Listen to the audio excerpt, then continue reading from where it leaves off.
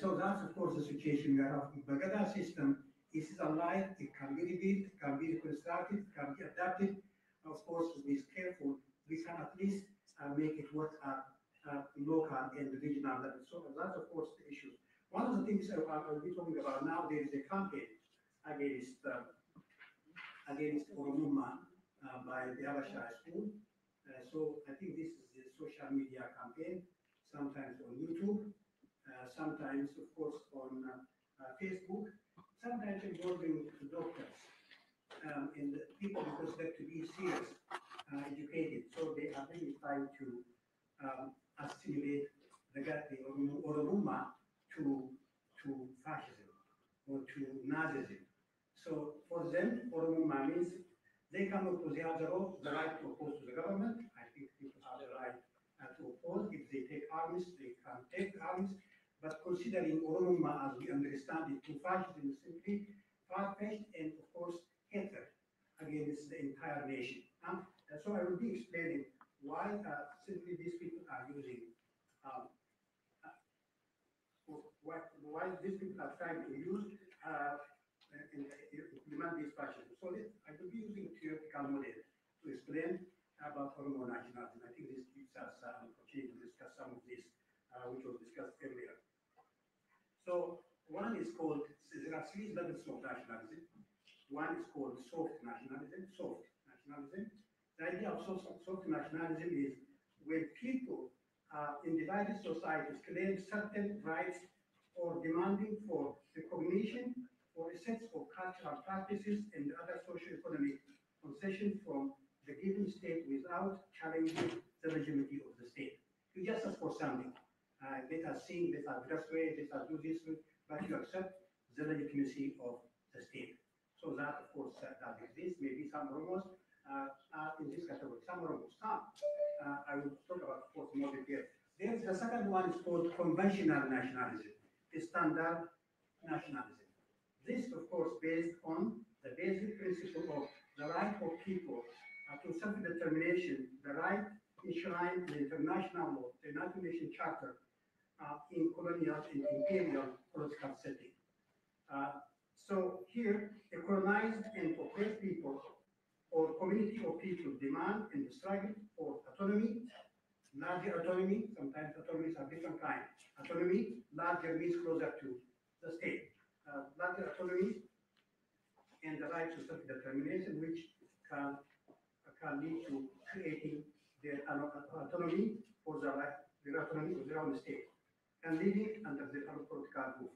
That is how all countries in Africa and Asia became free from alien rule and exist as sovereign entities. So conventional nationalism therefore has nothing to do with fascism. And so that's, of course, the most important one. For example, if someone comes and says, no, I wanted to create an independent state of Oromia, he is not extremist. That is legitimate question. Whether that can be naturalized or not, this is not cannot be seen. So Oromo nationalists are not extremists. You are not extremists. I think that's very important to have. If you ask, you have the right to ask. Ultimately, the people can decide if you get the opportunity whether the Oromo can create their own independent state, which are not related, or whether you create a confederal state which can have some kind of association with the remaining states. So that's, of course, another one. Then the last one, of course, which is the activist, what's called extreme nationalism, which is synonymous with fascism, or ultra-strong nationalism, which includes the superiority of one nation over the other races. I don't know what makes the Oromo people movements asking for the right to self-determination fascist. Do they mean the same as Italian fascist or German Nazi? I don't know what they are thinking, but of course the social media is now every day using the Oromo is Nazification, and actually one political activist was asking to de-Oromize if he was to join the coalition. You know what it means? That means if you want to be member of the newly created coalition, you have to accept to de-Oromize. De-Oromize means because Oroma means Nazification, and therefore there was denazification, and therefore if you wanted to support and work with them, you have to de-Oromize means you have to fight against Oromo nationalism. I think that's, of course, the way it mostly. This is vulgar propaganda. Doesn't hold a great purpose, except creating mutual distress and animosity between people and, of course, neighbors and friends. So one needs to have a modesty and the basic cultural relativist philosophy, which is based on the assumption that no culture is superior to another one. This is what we call in anthropology, what we call cultural relativism. By the way, we never believe our culture is superior to other people. Other people are telling us their culture is superior to us, isn't it? So this is really ignorance.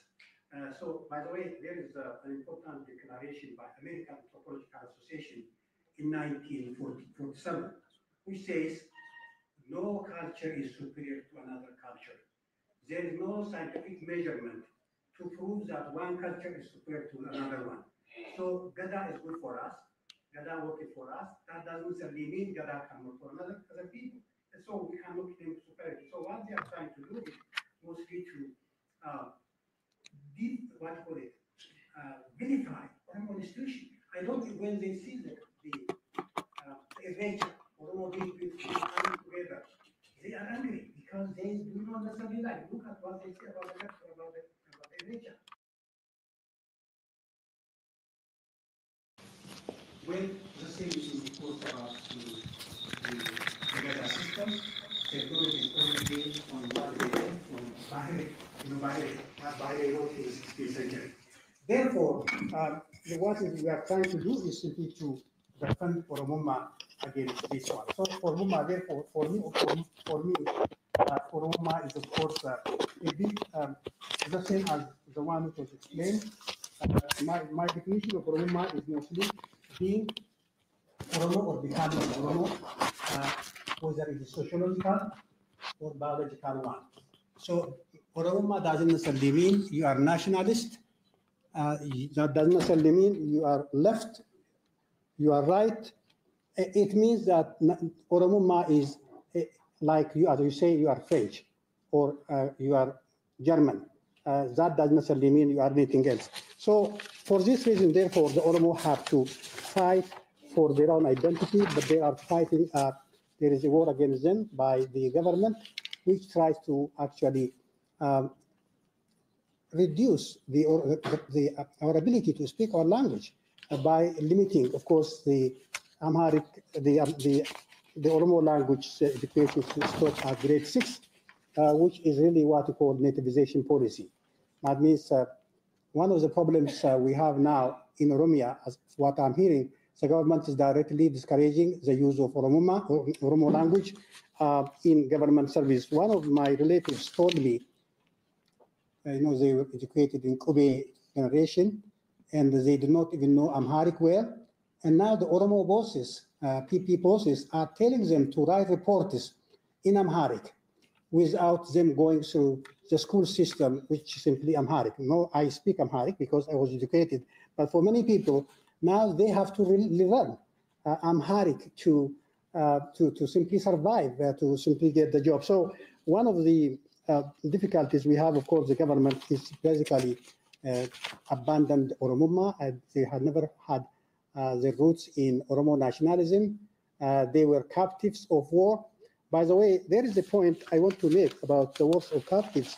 As the hero became, people who were captured in war. I don't want to discriminate these people.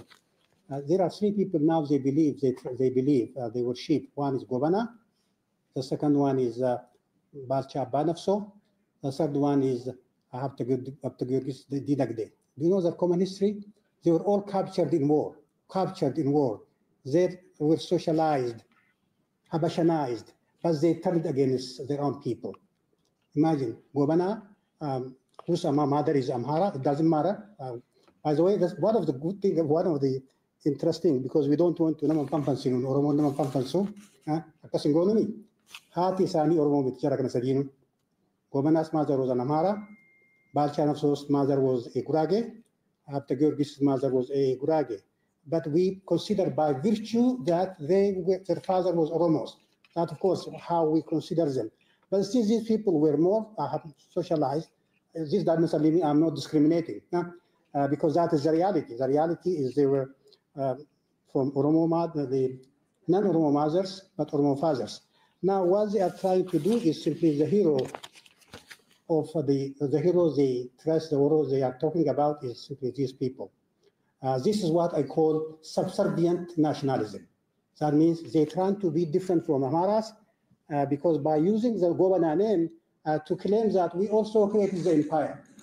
The empire is ours because Gobana was there. Gobana was to Laga, Gobana was to Maicha. Therefore, if you did then, the empire is not yours, but is also us.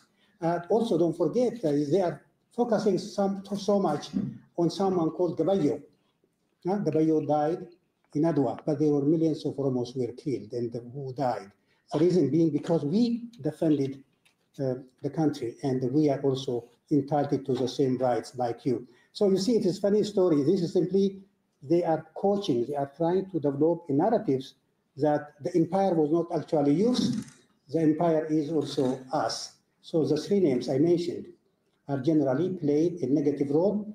For your information, if Iyasu lost the war, if Haile Selassie access to power is thanks to Dinagde, you know what he did? He simply defeated. Haile Selassie packed, from what I read, to leave the country. He transferred his money. But someone with this wisdom defeated the father of Iyasu. That's why Haile Selassie would have been a refugee if Georgis Dinagde didn't save him. So these people played an important role. What is very important now, these people do not want to Oromo nationalists. They are looking for Govana. They are looking for people like him who were generally serving the empire against their own people. That, of course, what I call subservient nationalism, which is different. But they claim to be nationalists, but their nationalism is different from Abasha nationalism, which refers to Menelik. Now they are trying to avoid Menelik a bit because if they go to Menelik, then the empire of Menelik is simply an Amhara, and therefore this is a funny story they are talking about. So let me, I don't know how many minutes I'm left with. Let me give them some of my thoughts about the point I would like to give to the talk. So one thing I thought I would like to, before I conclude, one important factor I think which we have to work on is simply our commitment to the development of our language, and the Oromo language must be our common cause. That is simply the minimum we can work on because we have to defend Oromo language. So that is the only way that you can keep our Oromuma. Without Oromo language, you are no longer Oromos. Therefore, whether you think leftist, right-wing, Muslim, Christian, it doesn't matter. Our differences can be accepted. You can be an Oromo with all diversities. The language is our common bond. Therefore, we have to really make sure that the government, by the way, one of the things is we have to have in mind, do you know Quebecers? Quebec, they are small numbers. Some of them are nationalists, want to separate. Some of them wanted to be within Canada, federalist, but they all agree on one thing, which is Quebec cultural heritage and the language. How they defend this language, beautiful, they call it Quebecois culture. So the Oromo, 50 million people, we couldn't even defend our culture. So why we cannot defend our culture? 50 million, we say we're 50 million, but of course we always naturally ignore our culture. If we cannot defend make-live language for 50 million people, we are not worthy of becoming a nation because we have to defend our language. The second is also an important one, which is the government apparently is planning to unmake Oromia. There is, I know many of you heard, I think many of you follow very closely. The Prime Minister wanted to become a president, therefore they wanted to change the constitution. The constitution change does mean that the federal dispensation will go away.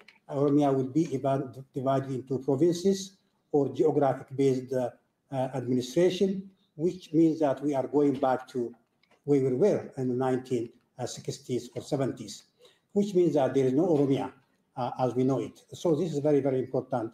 So the Oromo, at least, even I call upon PP members. PP means there are maybe some of them are nationalists, although they have to really work to survive. So don't allow this to happen. So that means we are going back to centralized state. So no matter how we are different, we have to really depend. I'm not saying this federalism is enough. I know if you want to make a self-determination, I say you live with what you have first before aspiring for more, isn't it? But still, it's better to have something which is better than nothing, isn't it? Having Oromia, the name, the geography, which is continuous from east to west, is better. So although I know that in Ethiopia, federalism is made only nominal. During the Uyani regime, federalism was centralized federalism. No federalism actually in Ethiopia, in true meaning of the term. Under Abiy, there is no federalism, only a name, but still it's good to keep the name instead of really losing it. Therefore, no matter what we think, we have to defend this. I'm not saying the constitution, our unity, Oromo unity. I think I see that way. Also, we will not necessarily get demand. So that's very, very important to look at. So the other issue I am. Send and receive your things. Courier, now on Uber. Never sacrifice bedtime for party time. Get serious about sleep at Sleep Country. There were army. The Munich army was composed of 5 components. Gobana had 30,000 army soldiers. Munich had 64. Krasdargi had 15. There were 15,000 Fannos who participated in war against the RC. 15 Fannos. Fannos were generally not armed. They didn't have any status. They were not given land. They were looting. So according to one of those European travelers who saw Fanno in action, they do not go to war, but they go to war 2 days after the army. You know why? Because they wanted to collect, they want to pillage the village. So this was, if you want the source, it was Antonelli, who simply saw the Fanno going to RC in 1896, and of course raping women, burning houses, and looting. So when they say they are going to repeat what their ancestors did, I know what it means. You know what it means. We will simply go back and recolonize you. Wallaga belongs to us. RC belongs to us. All this Oromia region, we call Oromia to them. So they are basically, if they want, if they can, they wanted to create their own state, which is an imperial state. And therefore, I do not necessarily feel comfortable. So from my perspective, the road of Oromo empowerment and freedom doesn't go through Fano land. The Oromo should feel they are too big to fit in Fano's shoes. Why do you need it? Why do you need them? If you fight against Abiy, you can't do alone, isn't it? If you fight, we are 50 million. What alliance? Therefore, the road to freedom and democracy for Oromo people doesn't go through that route from Fano land. And therefore, I also would like to say there are people who simply claim that they are really doing what you call elite bargaining. Elite bargaining? Which elite? Who represented who? No one represents me. So there is a word they pick from political science manual and say we are bargaining. So who sent these people to bargain with those people? And therefore, I think this term is a bit, by the way, I teach political science here for 22 years. One of the courses I teach is civil wars, which means I know what it means. Elite bargaining works when we have credible leaders who can convince people to accept whatever agreed on. For example, Mandela, he suffered for 27 years. He came out. Now we have to make peace, isn't it? And he fought for one man and one man and one vote. He simply didn't want to change this one. That is what he fought for. And when he came out of that one, he said, now let us make peace. That we got what we want. And so elite bargaining means people with credibility who really represent the aspiration of their people, who simply can be trusted by all individuals. So I don't think that people should be abusing the concept of elite bargaining. Lastly, one tokkofiif daa'ima afaan Oromootiin waan afaan Oromootiin sitti himu nama tokkotu jira. Hundi isaanii baay'een dubbannee Robalee Turoo jedhan nama sana nama hin beeku nama guddaa wayiiti biyyaasititti. One of the main speaker at Machala rally in 1966. Qabameeti mana Haile Sillaasee bira geessan. Kan nama guddaa namni achi kun baay'ee dubbatee danda'a beektan baay'ee dubbatuu danda'u. Lola kana waa godhanii lola kana dubbatu kan hin danda'anii dubbii danda'a jaarsa suni Machaa Tuulamaatitti kan Machaa godhe isaan. The speakers, not the head. But this guy was arrested and Haile Sillaasee bira geessanii jaarsi dheeraa Kariim Abdul Jabbaar fakkaata. Very tall. Ofillee namni umriin isaatis guddaa waan ta'eef dhaqee jennaan Haile Sillaaseen nutti shaffattee shiftaa taateedhaan. Because the Machaa Tuulamaa leaders were accused of being shifters, isn't it, against the emperor. He said, he mocked the emperor. Namni umrii keetiif kiyyaa kun shiftaa ta'uu hin danda'a jedhaan. Namni umrii jaata, you are too old, jaarsi xiqqaatee jira, gabaabbatee, dulloome, agana gaa kun taa'u, immoo agana dheerata. Namni akka naafsii shiftaa ta'uu hin danda'a jedhaan, jarfaaritti malii jennaan. Maal gootanii jedheen. Actually, obboleeyya bade tokko arganneet saniin wal arginee gammachuu ergaa turre jedhe. We found lost brothers, Machaaf Tuulame. Arsiin Machaaf Tuulamne dhufee wal geennee obboleessa bade argannee gammachuu wal goone malee maal balleessine. That's really a beautiful one. Which simply shows the Oromoo obboleessa bade arganne. Wal jedhu dhufee wal dhungatee gaafsanii yoo beektanii albee irraafatan. The taboo of knife. Ani Muslimni Kristaan hin jiru in nyaatan jechuu kiyya hojii gaafsan gammadanii jechuu kiyya maal balleessinee obboleessa wal gammannee ka jedhu akkuma sanii Oromoon tokkicha addaan hin bayinaa don't really think that you cannot win it alone so unless you stand together I think you cannot win. By the way, the RC fought too much to the best of their ability but they couldn't win. They couldn't get any support from anyone else alone and therefore unity, no matter where we go, where the journey takes us, still we have to work toward this unity. But of course, be firm, you are a great nation. The great nation is not invented by me. This was the Salviak saying it. We built institutions. Our people didn't know how to build houses and monuments, but they built an institution like Gada, which is one of the marvelous institutions you can be proud of. And the legacy, you can talk proudly. And of course, you have to simply be yourself. Thank you very much for listening to me, and thank you for the opportunity.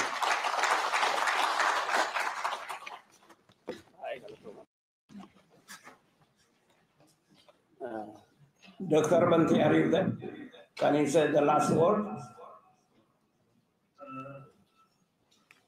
I just want to say thank you, Dr. Abbas, for sharing your knowledge of the years.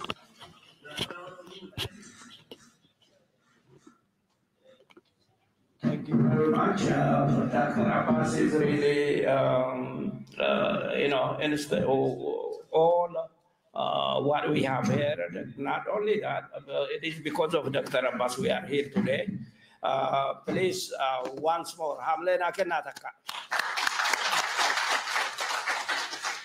so the next moderator will be Galana Yana Zode. Please, can you come here? Let's keep our time if possible. Moderators and everybody are very hard to be fair for everyone. I understand how you feel, what you feel, but be patient with us, please. Okay? Thank you very much.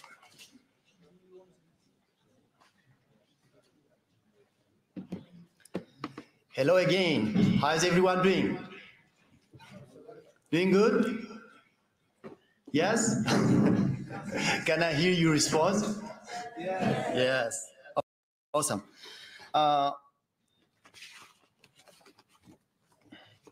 We have 4 speakers in line under the panel titled Colonialism and Decolonization. We have Milkias Bulcha, Hawi Hailu, Abdullahi Shongolo, and Abdu. And the first speaker will be Milkias Bulcha. Let me say about Milkias a little bit. Milkias Bulcha Abdi holds an LLB from Bahar Dar University and an LLM from Addis Ababa University. He is currently pursuing a PhD in law at Bule Hora University, Ethiopia, where he resides. Milkias began his academic career as a lecturer in law at Waldo University and later served as an adjunct professor at Addis Ababa University, Oromia State University, and Bahar Dar University. Since 2007, he has been faculty member at Ambo University, where he teaches law and contributes to academic and legal reform initiatives. In addition to his academic roles, Milkias is a practicing attorney. He founded his own law office and has provided volunteer legal aid, notably serving as a key member of Oromo Political Prisoners Defense Team. His research interests include land law and justice reform, the role of the judiciary in economic development, human rights, alternative dispute resolution, and broader issues of law and development in Ethiopia and the Oromo context. He has published widely and presented his work at both national and international conferences. Join me welcoming Milkias.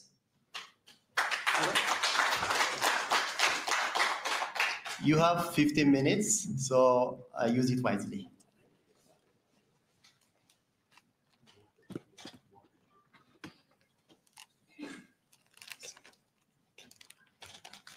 Dr. Moa, share your Nugotani slide, Isa. Nagamami. Thank you.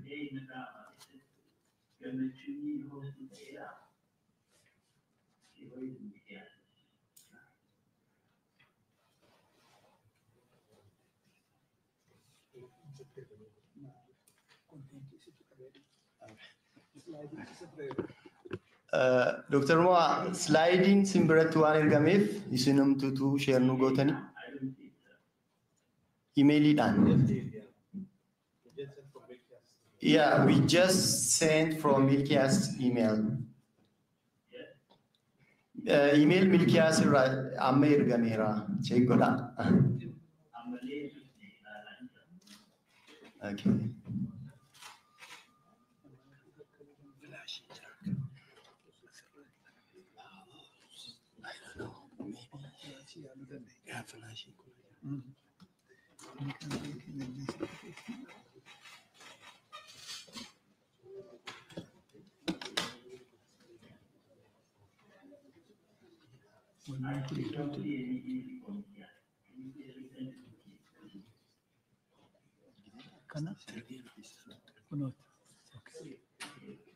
Zoom share screen.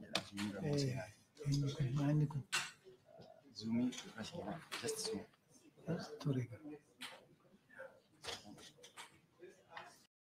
They go with me wherever I go. Olafly, peace of mind, always. It's so simple.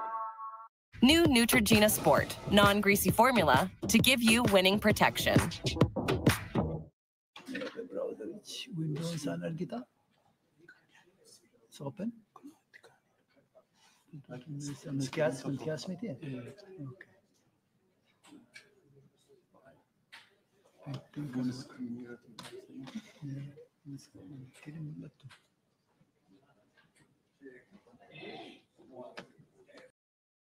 Adam Guyan Charrakabesi Abba Charrana Matasam Festival Federation Sport Oromo America Kaba Osfana Adolescent Demija Hanga Yalama Barakumalama Dictamation Seattle Washington Tiadem Famuracho and Radatinas Bahevan Akama Max Yoram Tichado Akato Consum Bralaman Oromia Media Network Osfana Barakumalama Dictamation if Musabutu Tazas of each Arawangalisa Mutan Kabateria to qophii hunda xumuree jira. Bulchiinsi OMN koree deeggarsaa OMN idil addunyaa hooggantoonni Osfaanaa qindeessitoonni sagantichaa fi hawaasni siyaasaa waliin ta'uun miidhagina Osfaanaaf hojjetaa jiru. Waltajjii Osfaanaa irratti OMN yeroo jalqabaatiif dukkaana dhaabbatee harka tokkoon tamsaasa qophiilee Osfaanaa harka biraatiin meeshaalee qaqqaalii hawaasni gatii salphaan argachuu danda'u dhiyeessuun galii dhaabbatichaa guddisuuf karoorsee jira. OMN madda galii isaa argamsiisuuf meeshaalee qaqqaalii akka iPhone 16 Pro Max,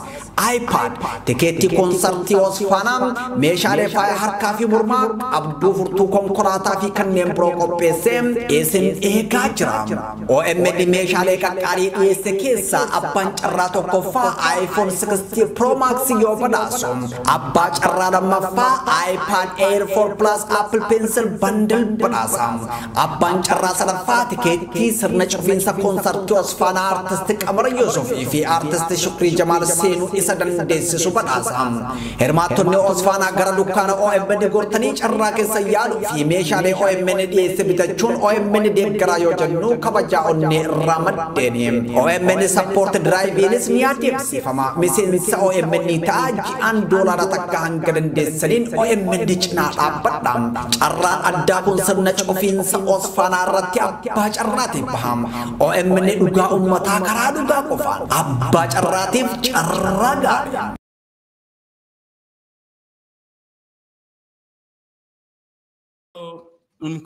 In concomitant with this land tenure system, its nature, its characteristics, its content, mainly three content is known as fairness, liberty, and identity related to land tenure system.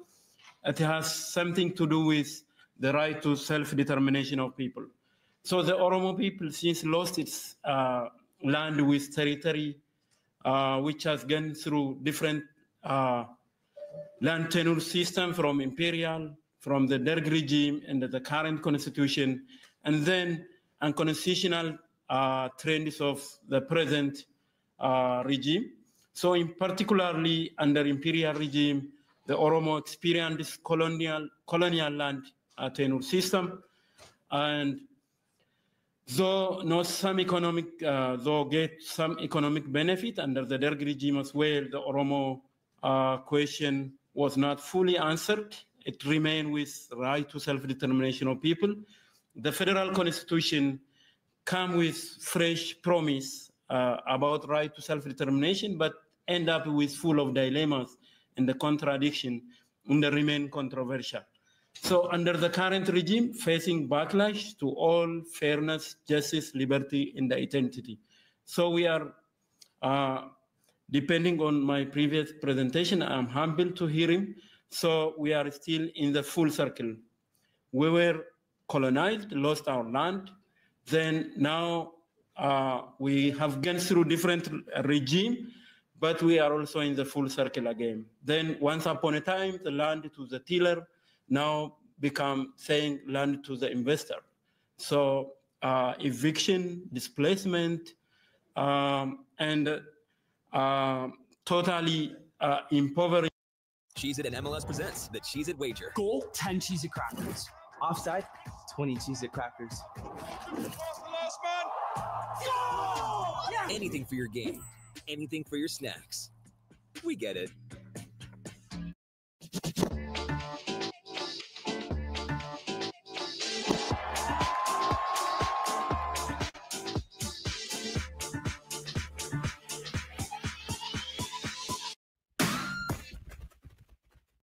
The right to self-determination, of course, decolonization of this concept is so.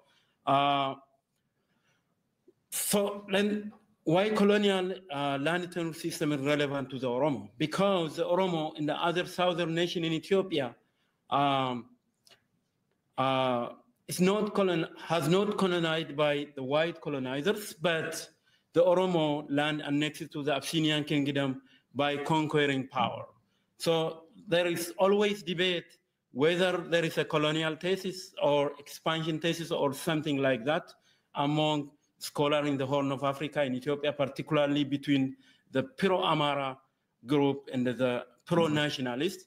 But one thing we can agree on is the Oromo land is conquered Oromo lost its land with its territory, and the rulers applied the then colonial land tenure system. So when the Africans all colonized by the white colonizers, yes, then the Oromo colonized with its neighbor Abyssinian kingdom. So colonial land tenure system looks like land dispossession, dual land tenure system, favor ones and discriminate the others, then commercialization of land, state monopoly of land, aerial source of power, a real source of power is land. It promotes liberty, but not justice, neither identity. That is what the colonial legal land tenure system looks like. The land tenure system and the right to self-determination there are strong nexus, like I said earlier. Land tenure system refer to the legal and the social framework through which land ownership and the usage rights are defined and regulated. So imposition or importation of land tenure system from abroad or from alien, that stops the sovereignty of the people. So there is direct correlation between land tenure system and the right to self-determination. Colonial administration often disrupts the cultural way of land holding system of certain people. It introduced private property concepts of land. Its land tenure system were often tied to racial and ethnic division. The legacy of colonial land tenure system continue to affect social, economic, political, which of course mainly the right to self-determination of people. When we say the right to self-determination of people, it is fundamental rights that we given for being human. It was the international community's response to the different colonization, exploitation, and the subjugation. So it's provided under Article 3 of the Universal Declaration of Human Rights, common Article 1 of Civil and Political Rights, and the Economic, Social, and the Cultural Rights, which says all people have the right to self-determination. So by virtue of that right to self-determination, freely determine their political status and they freely pursue their economic, social, and the cultural development. So all people, the right is a group right, it's a collective right, it's the rights of people. So by which the people can determine their fates, political and economic. Also, under Article 20 of African Charter on Human and the People's Right, it says all people shall have the right to existence. So the right to self-determination of people are mainly concerned about the existence. They shall have the unquestionable and the inalienable right to self-determination. So the colonized people or the oppressed people or the subjugated people shall have the right to free themselves from the bonds of domination by resorting to any means recognized according to African Charter, which my presentation focus on decolonizing land tenure system. So the Oromo Nation land the right to self-determination lost according to the Oromo epistemology of land ownership. Land is communal, sacred, and deeply embedded in social, spiritual, and ecological values, not only for economy. I'm not making this time. The time is going fast. Yes? Maybe go to the main point. Okay. So land tenure system in Ethiopia, like I said, it's mostly colonial. As soon as the Oromo fell under the hands of the Habesha kingdom, then as other Africans colonized, so colonial land tenure system was working until Derg regime.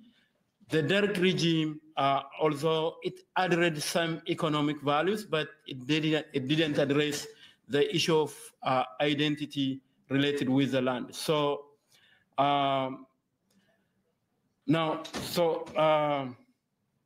let me quickly go to under the current constitution. So under the federal constitution, there is a promise that every nationality in the people of Ethiopia have right to self-determination. So All sovereign empire resides in the nation nationality in the people of Ethiopia. The constitution is supreme law. Then international instrument is ratified under the constitution.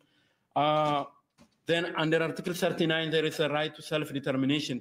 Related to that land, Article 40, sub 3, 4, 5 says the right to ownership of rural land and urban land is belongs to the state and the people on one hand.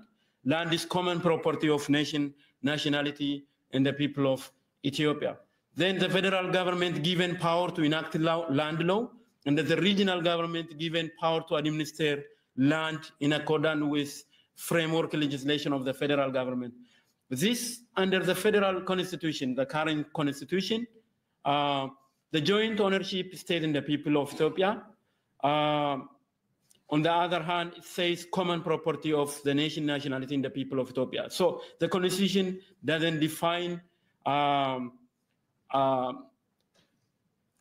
they commonly share the nation nationality in the people of Ethiopia, the land, which state, when it say state and the people, which state, federal or regional government. Who is people? The nation nationality in the people of Ethiopia, how they jointly share land. So where is the right to self-determination if they jointly own land? So if you have joint property or common property, you cannot determine on the fate of the property lonely. So there is a full of contradiction. There is serious birth defect in the constitution from the very beginning. Then it affects the sovereignty of the people, the nation, nationality, and the people of Ethiopia. Not only that, as far as concerning the Oromo, Addis Ababa city self-governing autonomy was established. On the other hand, the special interest of Oromia is provided in the constitution. Then Addis Ababa city residents will never have separate right to self-determination from the Oromo nation. So there is open for debate between the ethno-nationalist narrative and the pan-Ethiopian narrative. So under the current, since 2018, you know what happened in Ethiopia. So the reshuffle of government took place, neither reform nor transition, but the EPDRF itself changes the leaders. Then later on, without waiting to the next election, they killed the legal personality of the elected party. So that is what took place, neither reform nor transition. So it's a reshuffle of cabinet. Then that is what happened in 2018. Then from that time on, there is a massive land law revision. So all the land, I would like to go through all each point is in the what happened since 2018. But all of them indicated that all in all revised in the newly enacted legislation is all about backlash and against the right to self-determination of people.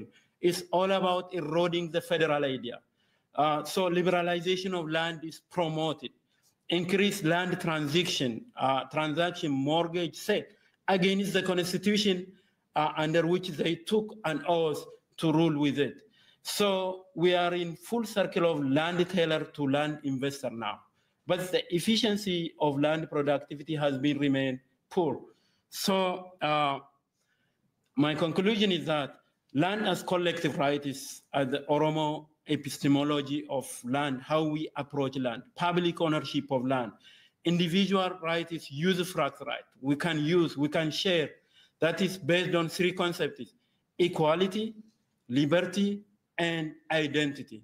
Land will never separate from these three concepts. Land as an identity inseparable to the right to self-determination.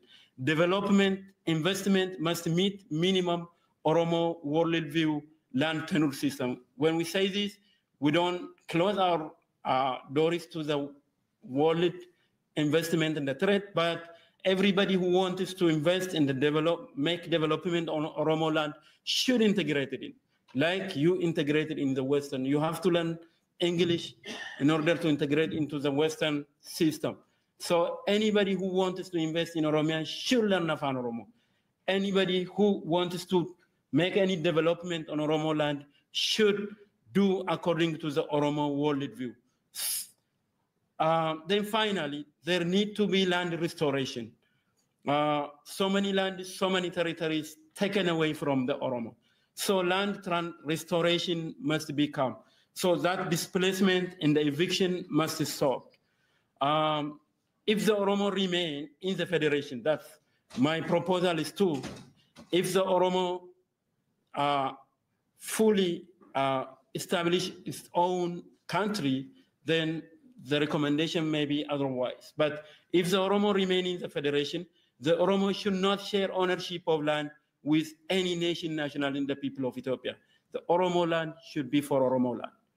The federal constitution should eliminate duality of land ownership system that is stated under the people, which is plural concept.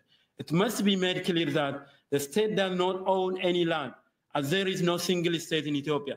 Ethiopia's home federation is a union of nation national in the people of Ethiopia. There is no single state. So the right to self-determination must be restored for the Oromo. The policy, laws, administration, the governance related to Oromo land must be fully vested in the Oromo government, which is elected by the Oromo people. So regain the lost territory. Land right have many things with Oromo epistemology. So decolonization of land tenure system ensure the right to self-determination of the people. Reclaiming land, reclaiming sovereignty. Thank you very much for your attention.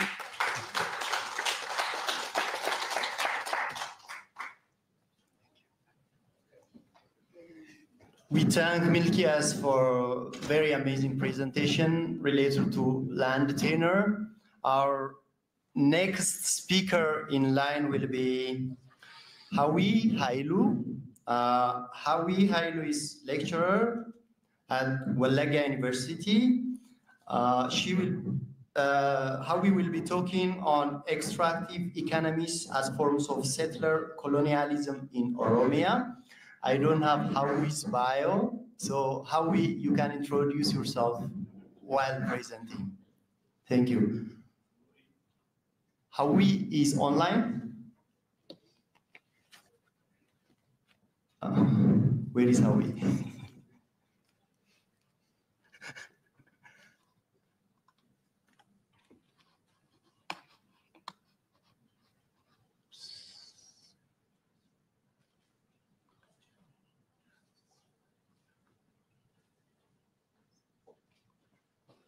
Okay, I should stop sharing if Hawi is online participant, right? Can you hear me? Is Hawi here?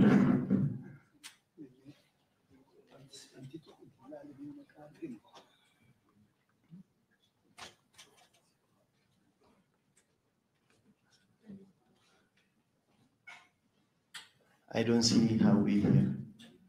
Maybe we can move to the next presenter.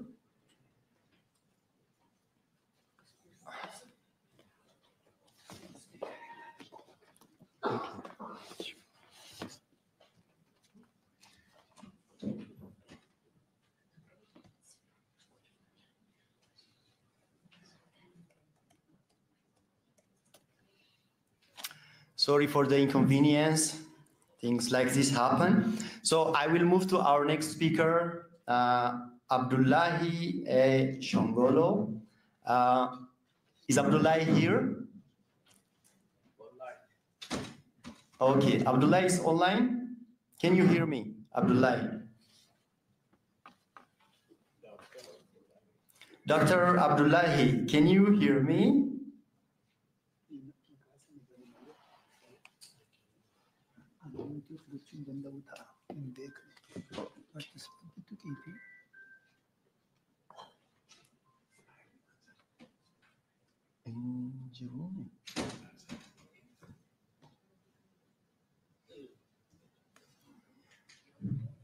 Is Dr. Abdullahi around?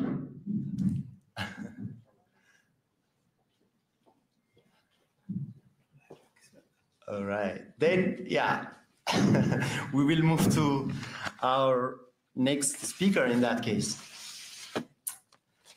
Our next speaker will be Dr. Abdullah Abdu. Dr. Abdullah Abdu is an associate professor in the Department of Economics at Brandon University. Dr. Abdullah will give us a talk titled Land Tenure Systems and Democracy in Oromia. Dr. Floor is yours.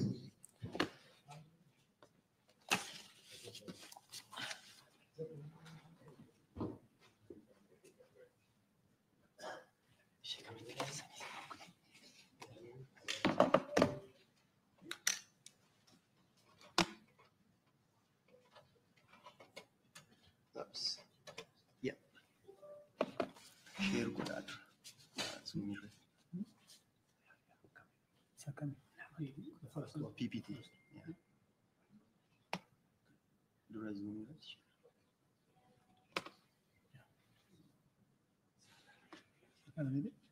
Second.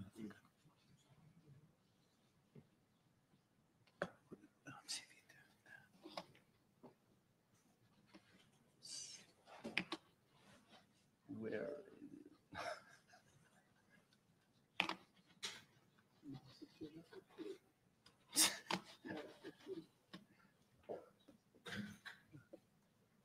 Oops. Imulata.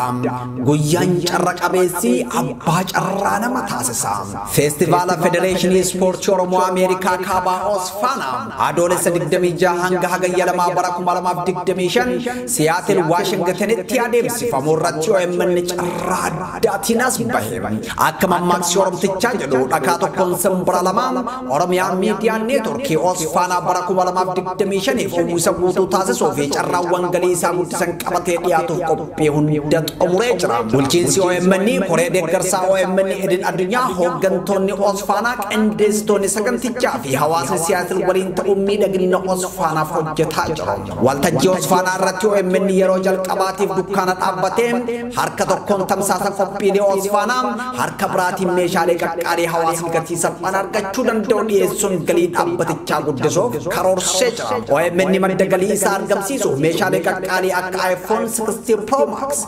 iPad, Teketi Concertios Fanam, Meshare Fire Harkafi Murma, Abdu Furtu Konkorata fi Kanem Broko PSM, Esin Ekajram, OMN Meshare Kakari Esekesa, a bunch Rato Kofa, iPhone 60 Pro Max Yopadasom, a batch Rada Mafa, iPad Air 4 Plus Apple Pencil Bundle Banasam, a bunch Rasarafa, Teketi Sernach Vinsa Concertios Fan Artistic Amara Yusuf, if he artist Shukri Jamal Senu isa dandeesse subat asam hermatonni osfana gara dukkana OMN gortani charra keessa yaalu fi meeshaalee OMN dhiyeesse bitachuun OMN deeggara yoo jennu kabaja onne ramaddeeni OMN support drive-inis ni adeemsifama miseensa OMN taaji an dolara takka hanga dandeessaniin OMN cinaa dhaabbadhaam carraan addaa kun sirna cufiinsa osfana irratti abbaa carraatiif baham OMN dhugaa ummataa karaa dhugaa qofaan abbaa carraatiif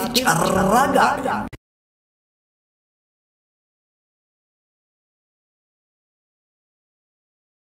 And then in the concluding remarks, I will talk about a little bit about the Ethiopian revolution, and then I will suggest some compromise solutions for the current political problem in Ethiopia.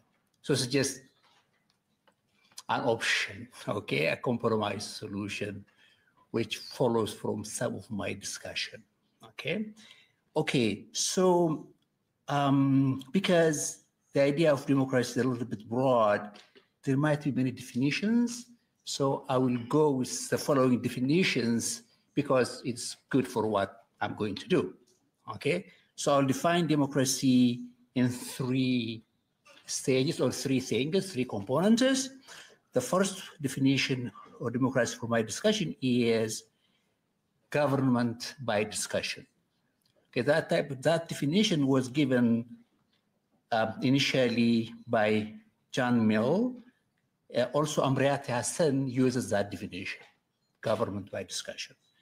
Then the next one is the Schumpeterian definition of democracy, which is free and fair election. That is more modern version of democracy, definition of democracy. And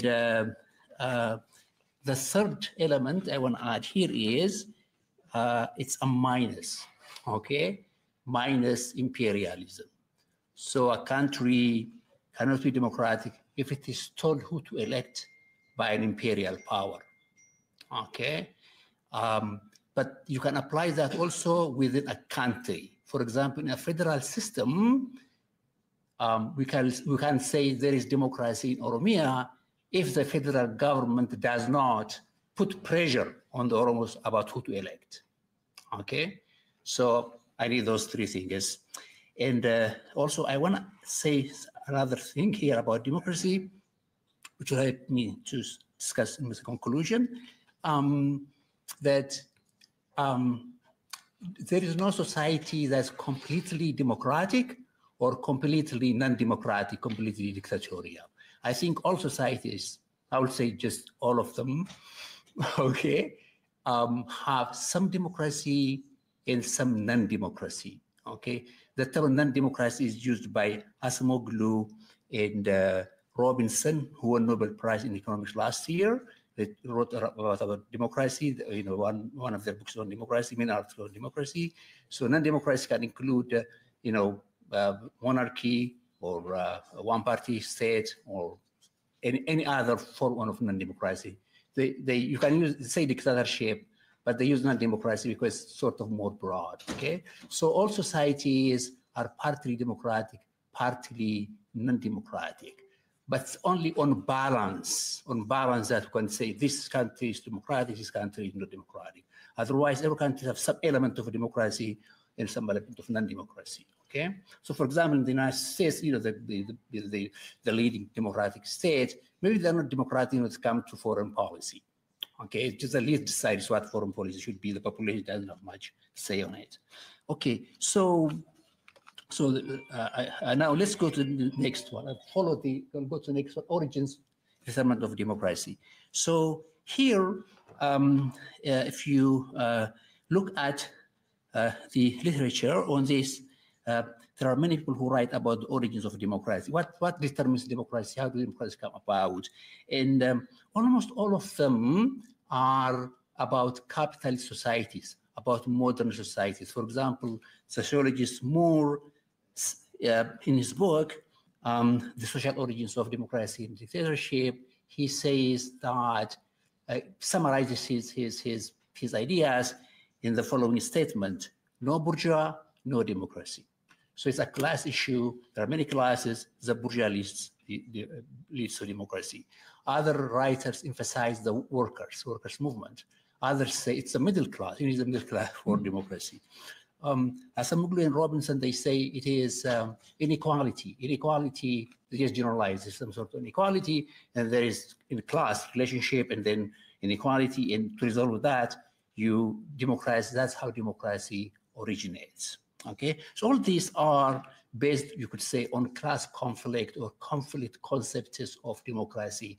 Democracy arises from conflict. Okay, now the second one, which I did not see a lot, but maybe there are people who wrote on this one, but about indigenous democracies and all other democracies, maybe, where they arose from. Nowadays, there are a lot of writings on indigenous democracies. Where did indigenous democracies come from? Because there is no capitalism. You cannot say the Geda arose because of a bourgeois class, okay? Or a working class, right? So Geda is an indigenous democracy. So where does that come from? For that, I use Elinor Ostrom. Elinor Ostrom, in her 1990 book, called Governing the Commons, she won Nobel Prize in economics in about 15 years ago.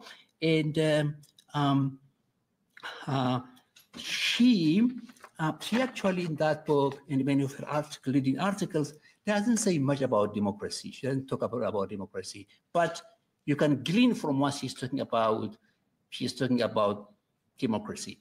So what she's talking about actually is, her main concern is about how to govern the commons. Commons means like fisheries, grazing land, things like that. How do people manage it? How do you use that efficiently? So traditionally, economists say there are only two solutions. One is you privatize it or you nationalize it, state ownership or privatization.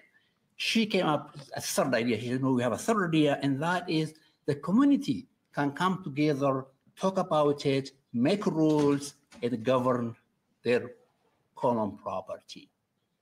Okay, so what does that mean? If they come together and talk, you remember the first definition of democracy is government by discussion. So it fills the condition of democracy. So the existence of this common property generates democracy. So instead of classes clashing to produce democracy, we have people facing natural resources in the process producing democracy.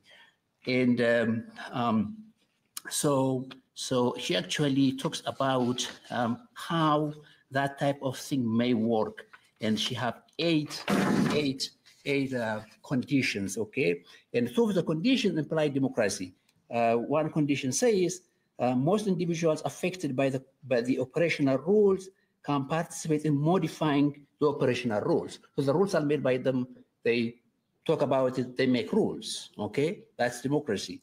And then the other one, the other condition is the right of appropriators to devise their own institutions are not challenged by external government authorities. So that's a sort of definition of democracy. There's no external for that tells you what you do. So the communities come together, make rules, and there is no pressure from outside. They can manage the resource efficiently. She was not about efficiency, but I'm saying, well, you are talking about democracy really, because here we have democracy arising under in the community. Okay.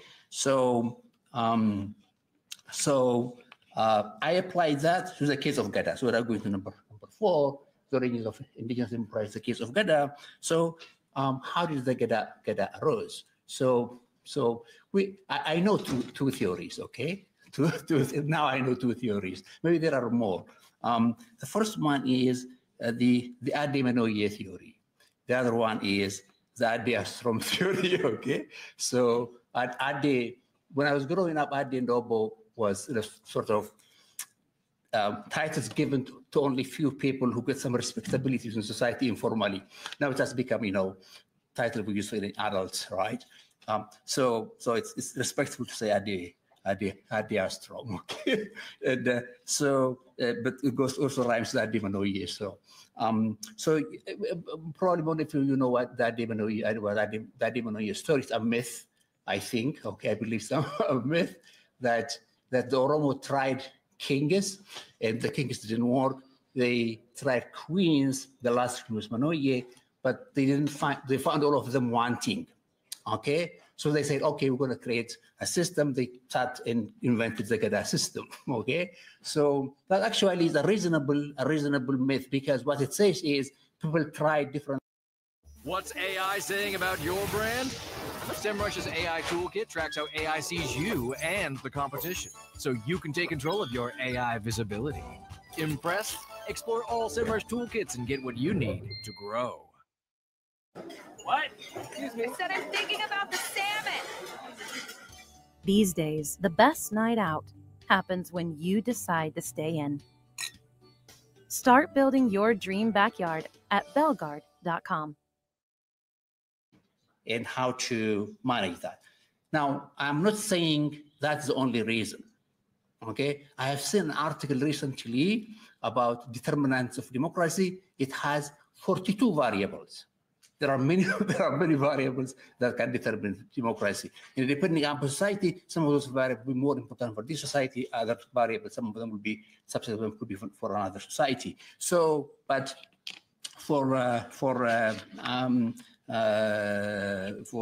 the Gada system, I think the common property was important. So the land tenure system, it was commonly used, there was no feudalism. By the way, I didn't talk about land tenure system. I will just mention that in general, feudal land tenure system is not good for democracy.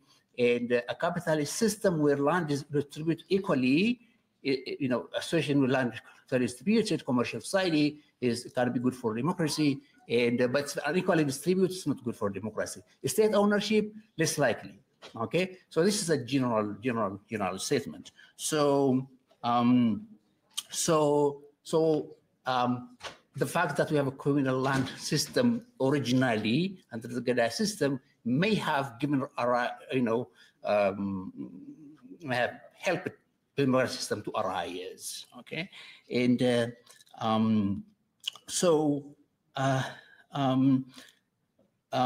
now I can show that to a degree. I can prove that by saying, look, when the Neftanya Gabbar system came into Oromia, Gada was destroyed. Why? The land structure changed, the land structure it became feudalism, right? So the Gada was destroyed.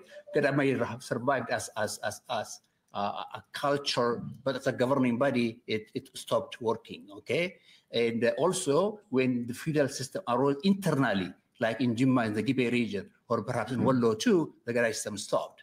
Okay, so it's very much related to land structure. That's my theory. Okay, so now moving to the fifth element there, land reform democracy.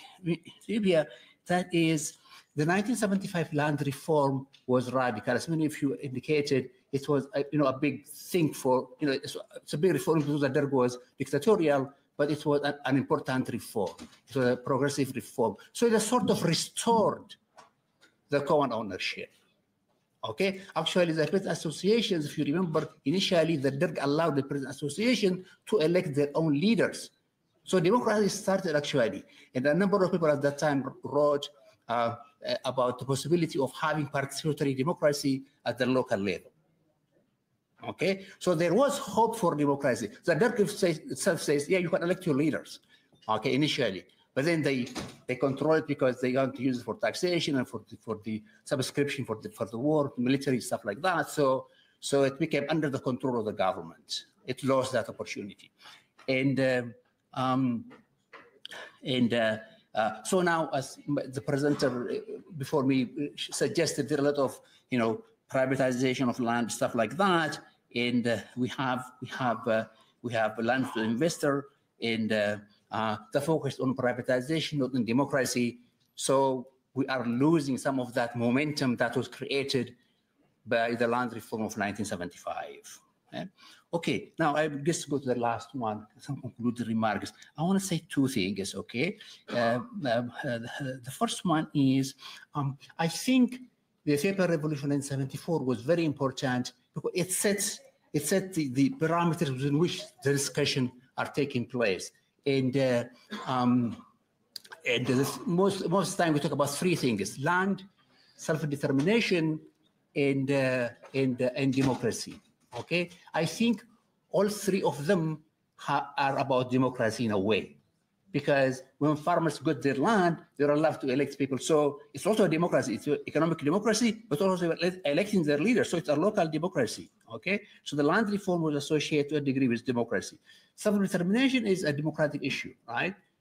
If that reform was done correctly, okay, it could have restored at least democracy at the regional level.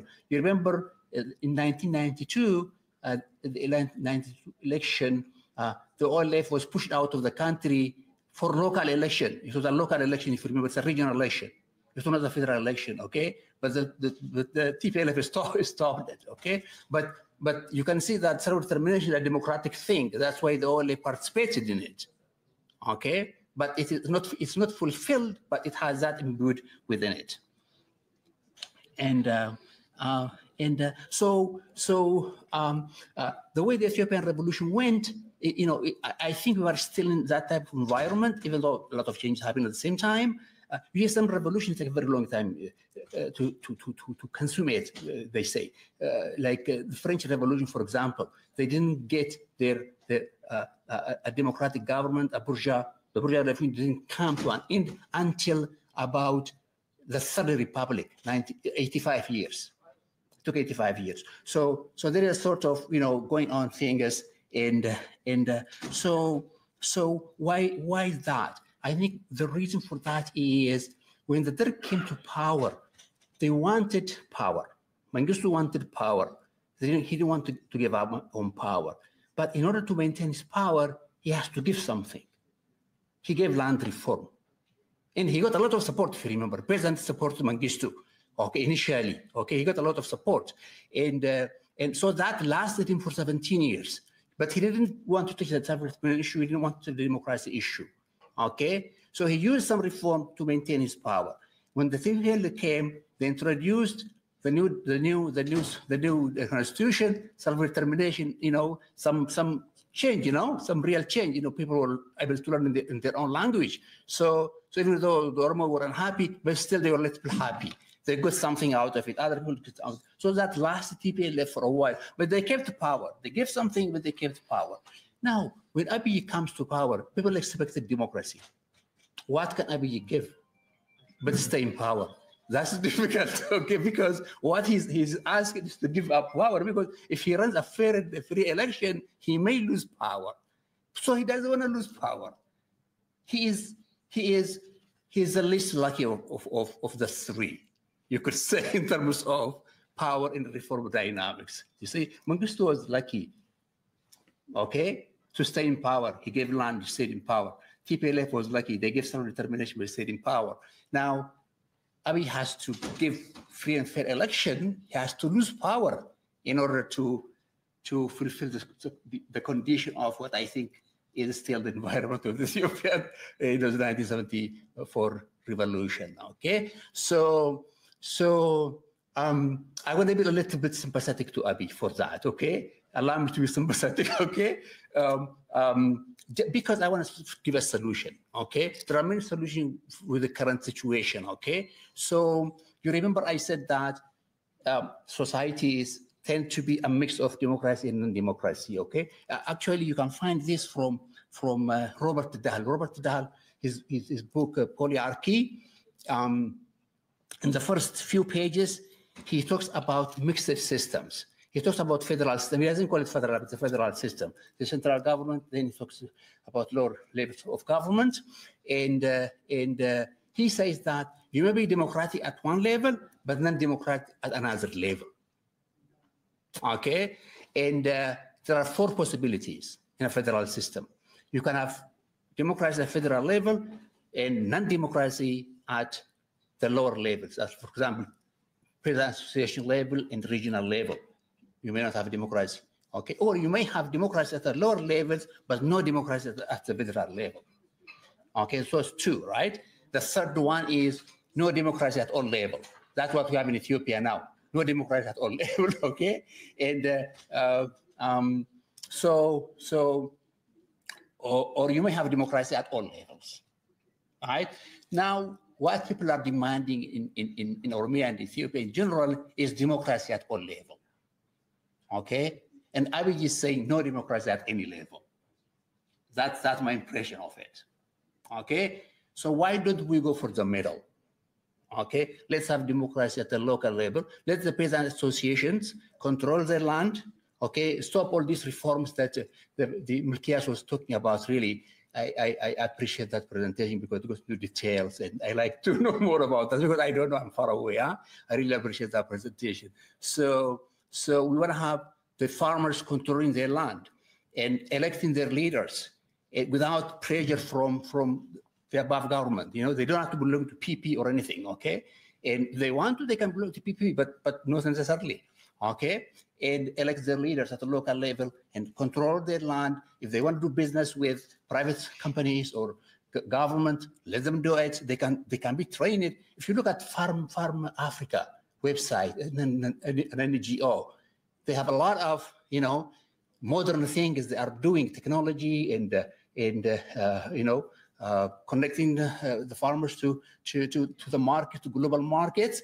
You can do that without without privatization.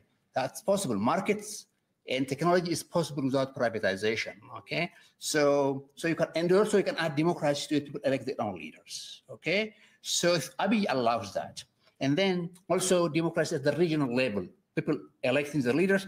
He can make peace with Ola, and he can also make peaceful with Fano and the grand groups. Now there are many of them, and let them elect their leaders. Okay, but we have to give him something. Okay, we let him win at the federal level at least for another term. Okay, and then maybe things may, after that maybe he may want to be the father of democracy in Ethiopia after 5-6 years. He may go with free and fair election, and maybe we'll have democracy at all levels. Thank you.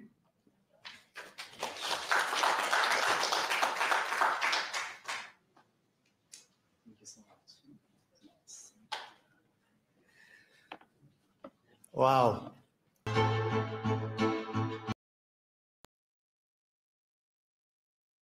I'm not mistaken. And how land and the Gada system are interrelated. Very, very important discussions. So thank you, speakers, for very, very enlightening talks. I'll give the stage to our president. Yes. Thank you very much. And also the announcement I didn't make.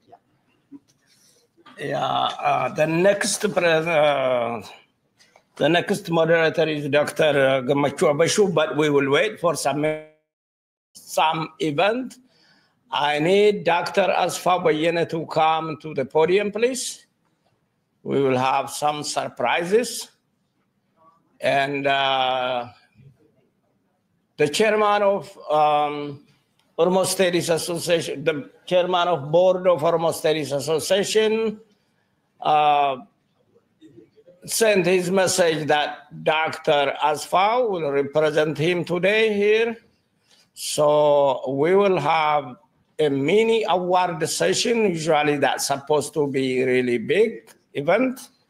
And I will leave that podium to Dr. Asfa, and I will need also Dr. Gamachu to, come in.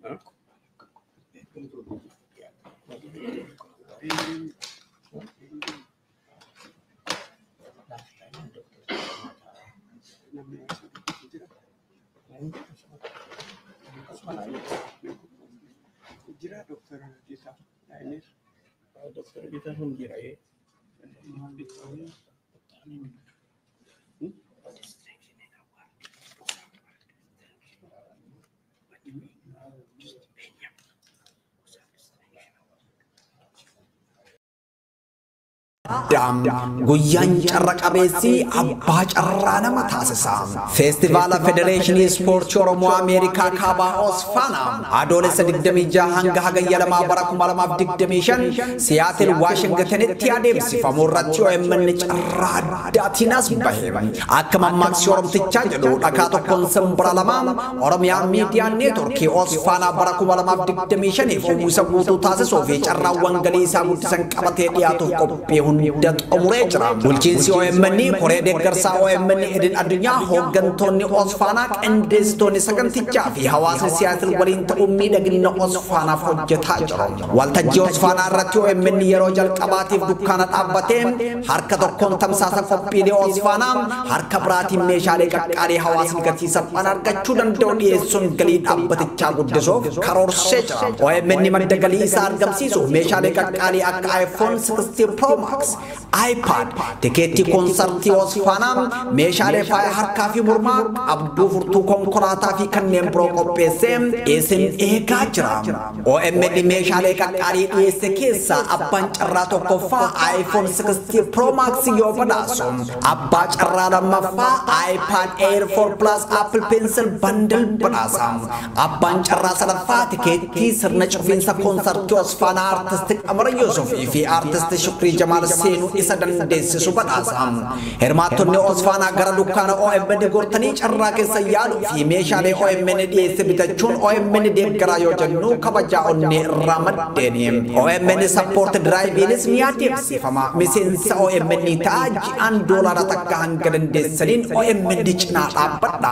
Carraan addaa kun sirna cufiinsa Osfaanaa irratti abbaa carraatiif baham. OMN dhugaa ummataa karaa dhugaa qofaan abbaa carraatiif carraa gaarii.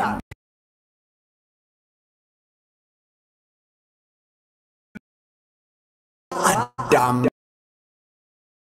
Himself as one of the most significant scholars in the field of Oromo studies and Ethiopian historiography. Professor Kusama's scholarly work represents a paradigm shift in Ethiopian historical studies. His rigorous methodology combines written documents in Ethiopian languages, oral traditions, and ethnographical materials, setting new standards for historical research. This multi-source approach has enabled him to present comprehensive and nuanced understandings of Oromo history that were previously unavailable to the scholarly community. His major publications stand as monuments to scholarly excellence. Called The Oromo of Walaga, a historical survey to 1910, and quote, provides an unparalleled examination of pre-colonial Oromo society and the impact of imperial expansion on Oromo communities. The political economy of an African society in transformation, the case of Macha Oromo Ethiopia, published in 2012, has become indispensable reading for scholars of Ethiopian history, African political economy, and Oromo studies, offering groundbreaking insights into how communities navigate social change while maintaining cultural integrity. His most recent book, The Western Oromo and the Ethiopian State to 1941, published in 2023, represents the culmination of decades of research on Oromo-state relations, providing crucial insights into how Oromo societies navigated the challenges of state incorporation from the late 19th century through the Italian occupation period. His additional work includes Issues in African Historiography, 2010, A History of the Oromo People's Origin in Afan Oromo, 2003, and his role as co-editor of documents of Walaga history in 1880s to 1920s and published in 2004. Professor Tsama's contributions extend far beyond individual publications. His work has been instrumental in developing a distinctly Oromo historical consciousness by centering Oromo experiences and perspectives in historical scholarship, by challenging one-sided narratives that portray the Oromo as passive recipients of historical change. He has restored agency to Oromo communities and demonstrated their role as active participants in their own historical development.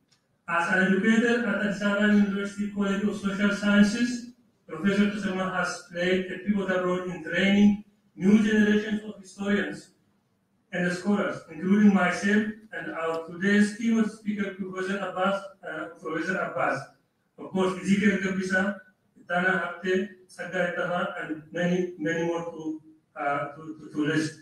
His pedagogical approach emphasizes primary source research, critical analysis, and the integration of oral and written sources, equipping countless students with the tools necessary for rigorous historical scholarship.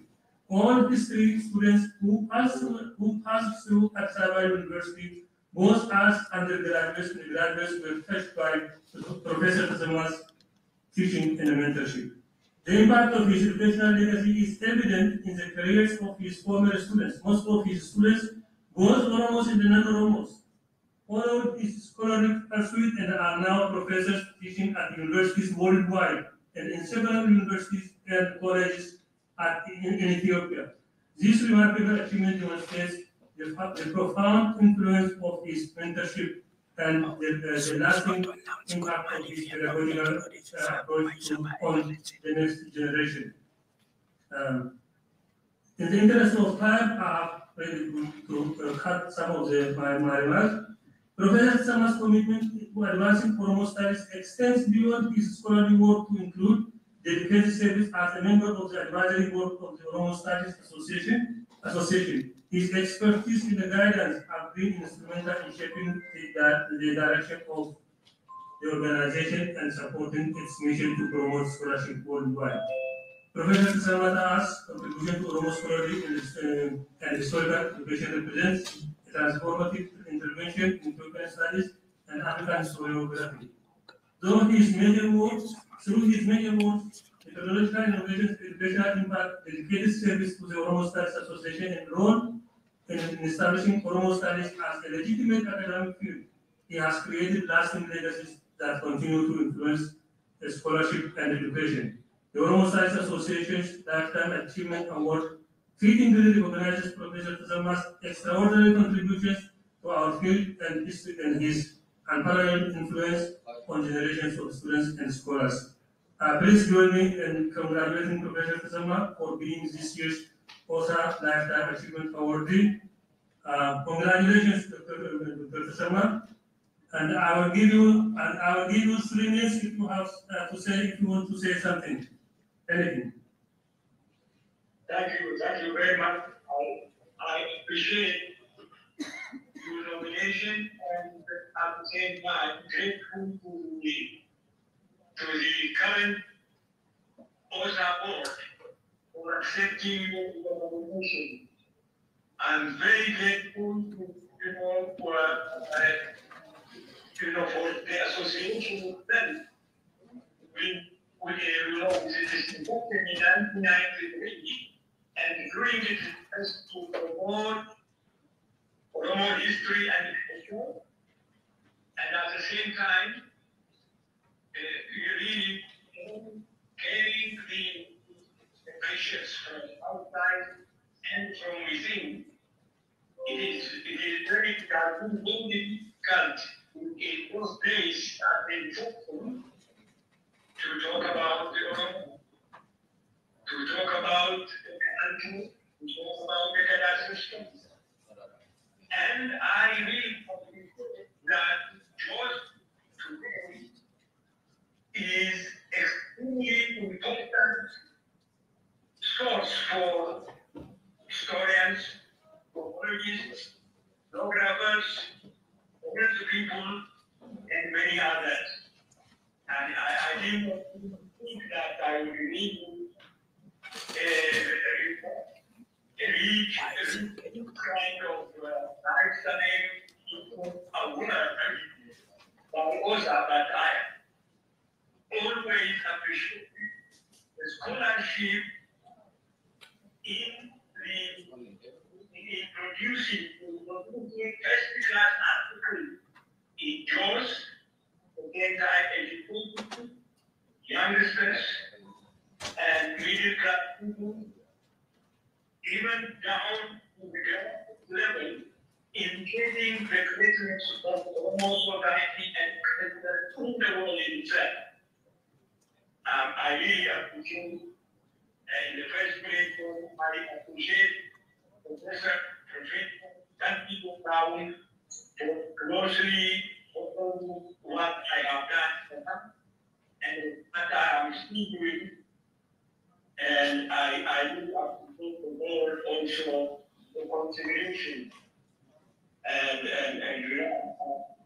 it is really with great solution and thinking, the question that I stand before the OSA presenters, conference participants, who will carry on research and teach those who did not get the real original material concerning Oromo facts and the other societies in this country. Thank you, Dr. Sama. Thank you. We love you. You deserve better. And just a short reminder: this award comes with a $500 honorarium and a plaque, free lifelong membership to OSA, free registration if you want to attend, and also free access to OSA's publications, JOS, print or online, please let me know how we can deliver the $500 and the plaque to you. You can send me message and personally later. And thank you very much and congratulations, Dr. Tasammu. Thank you. And I salute you all. And because Professor Tasammata is not in the audience, on behalf of OSA Board Chair Dr. Getaun Banti and OSA Board, I would like to handle this to another senior OSA member, Bonnie Holcomb, to accept it on behalf of Professor Tasammata, and we will worry about the delivery later on.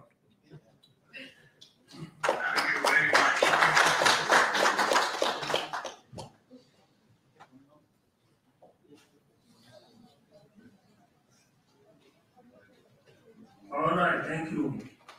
Thank you, Dr. Aswam.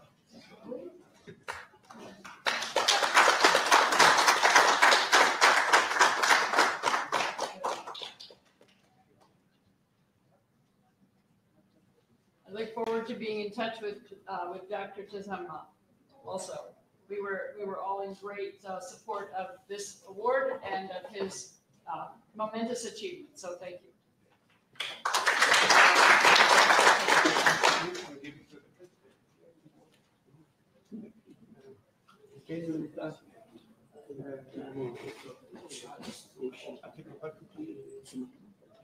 Okay. Dr. Getaun, do you want to say or introduce our distinguished OSA award? I defer that to Dr. Moses Aga.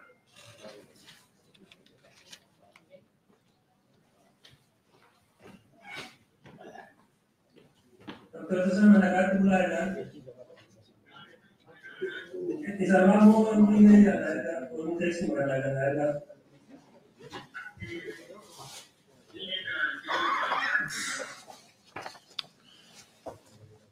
Okay, good afternoon.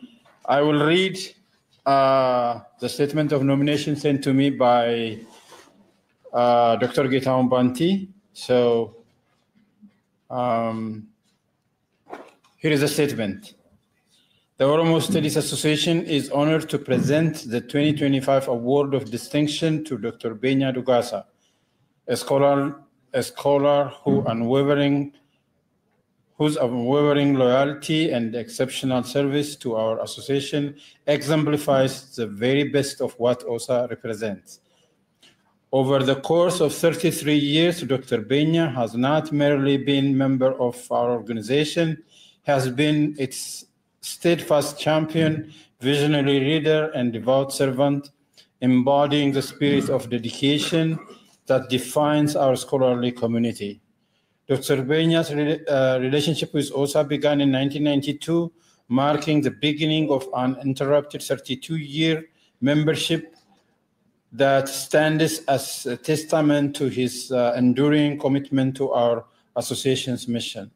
Throughout these decades, his loyalty has been unwavering, his service uncompromising, and his availability unconditional.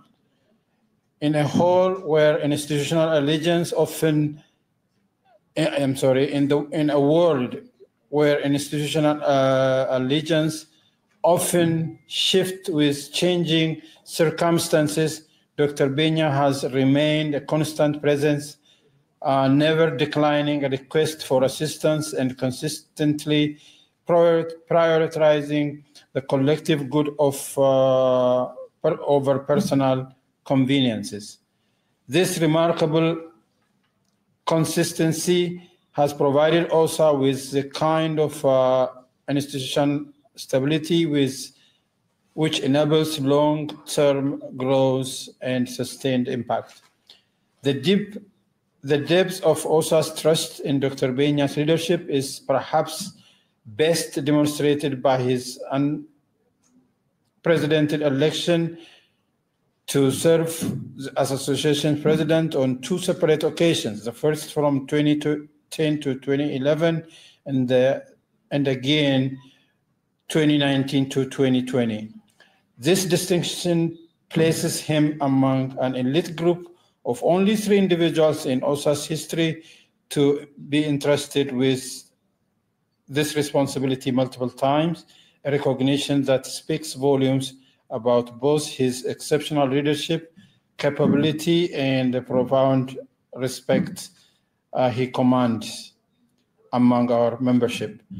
During these trusts, during these tenors, he navigated the association through challenging periods with wisdom, integrity, and unwavering focus on advancing OSA's goal while remaining the unity essential for effective governance.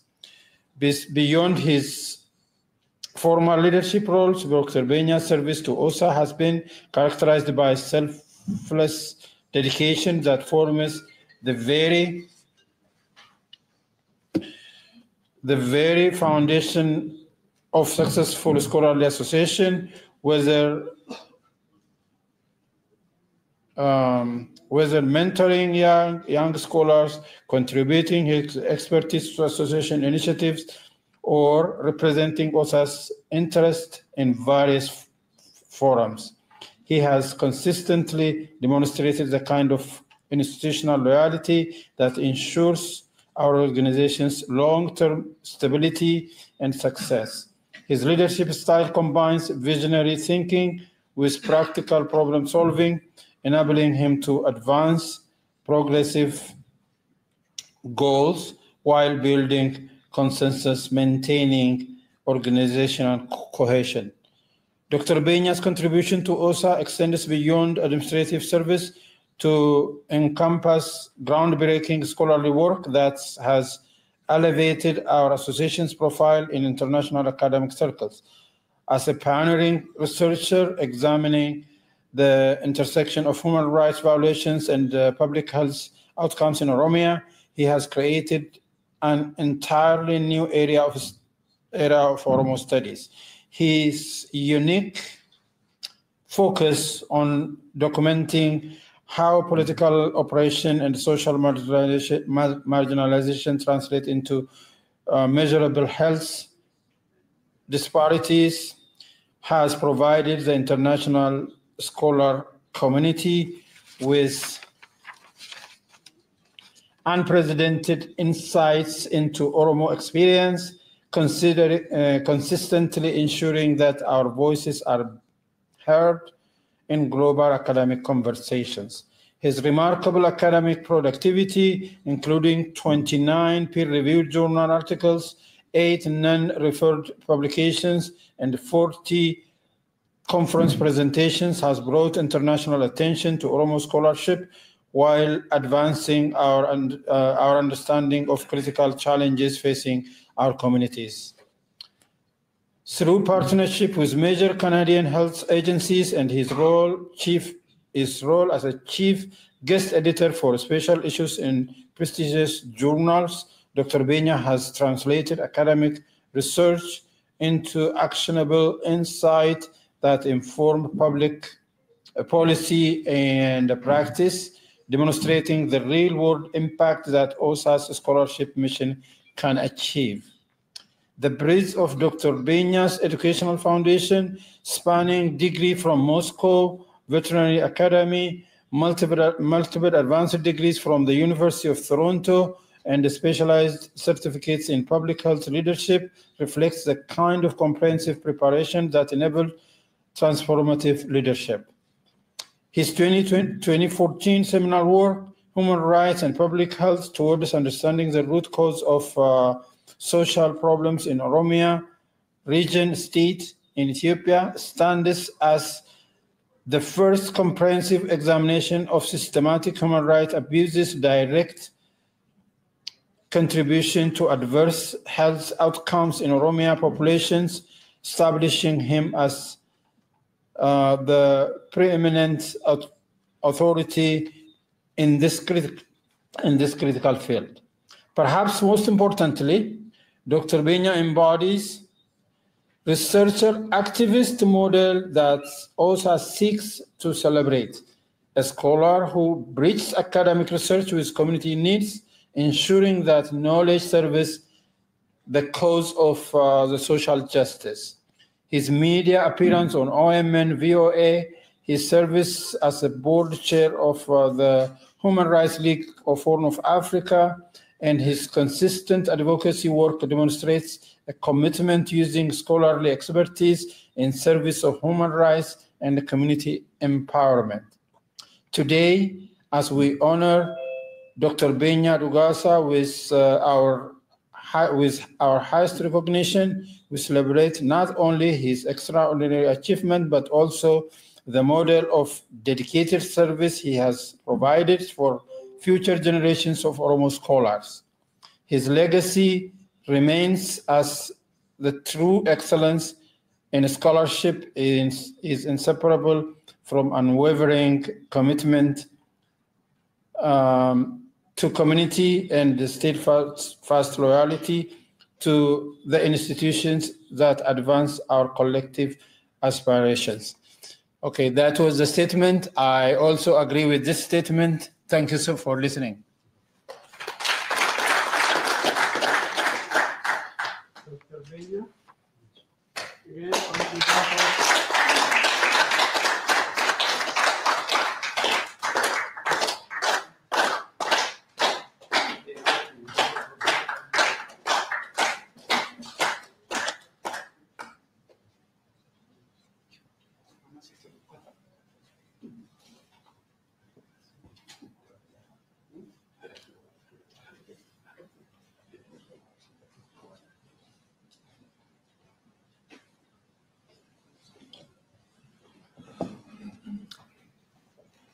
Can you hear me? Yes. Okay, thank you very much, the board, who really recognized me, my effort. Thank you very much. I want to underline two things. My effort in Oromo studies is not necessarily born in my mind from nowhere. It was my father who created that thing in my mind. He wanted to use education. Nagamu. He wanted to use education as means of resistance. When I went to schooling, the assignment given to me is, what do they say about us? Go listen and bring it back. When I was sent to school, my grandmother, she was really worried that I will get assimilated to Abyssinian culture. And she disapproved. My mom interjected that and say, oh, don't get assimilated, but go to school. Okay, so in my mind, in my journey, yes, my father has contributed, saying, go, do. My grandmother's concern is also very valid. One can get assimilated. As Professor Moses mentioned, right? One can be assimilated and become Galtu. Yes, it can be a tool. My mother found out somewhere in between. So I will share this award. Okay, my father, who is Wakefata, from coming, he's born and raised in Wakefata family. So his soul is in his Kehe Sajra.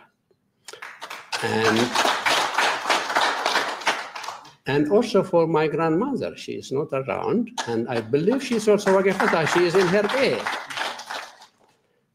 My mother, she is still alive. She's still active, and I shared this one also with her.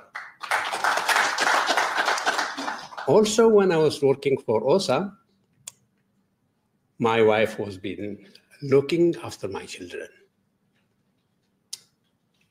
She's not around with me now,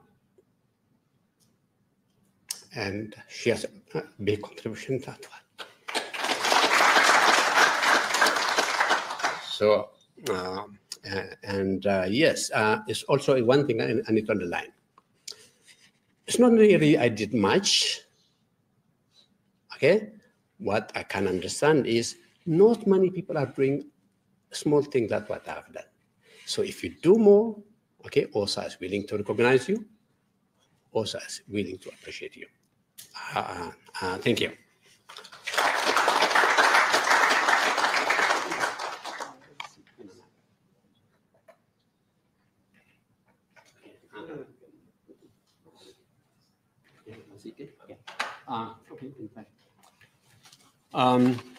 One thing we started a few years ago, when I was OSA president, we nominated and we decided to recognize CK as an institution.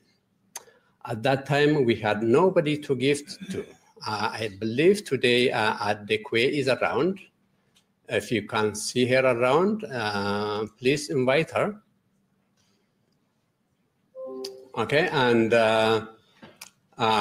the way I understood, Oromo institutions functioned with three basic major institutions: Gada, Sike, Kalu, or Wakifata. They work together. If you break one, you cannot maintain the other. Okay, the engineers will say, three-sided figure are stronger. Yes, Oromo institution three-sided: Gada, Sike, and Kalu. We need to work so that they flourish.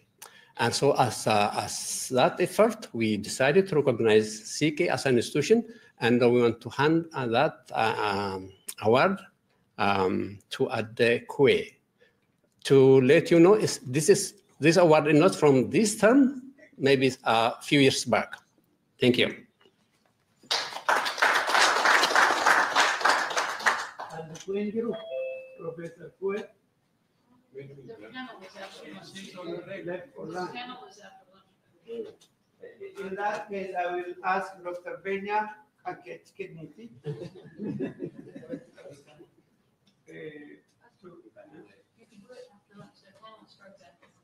Yeah, you can. Okay. Sorry to disappoint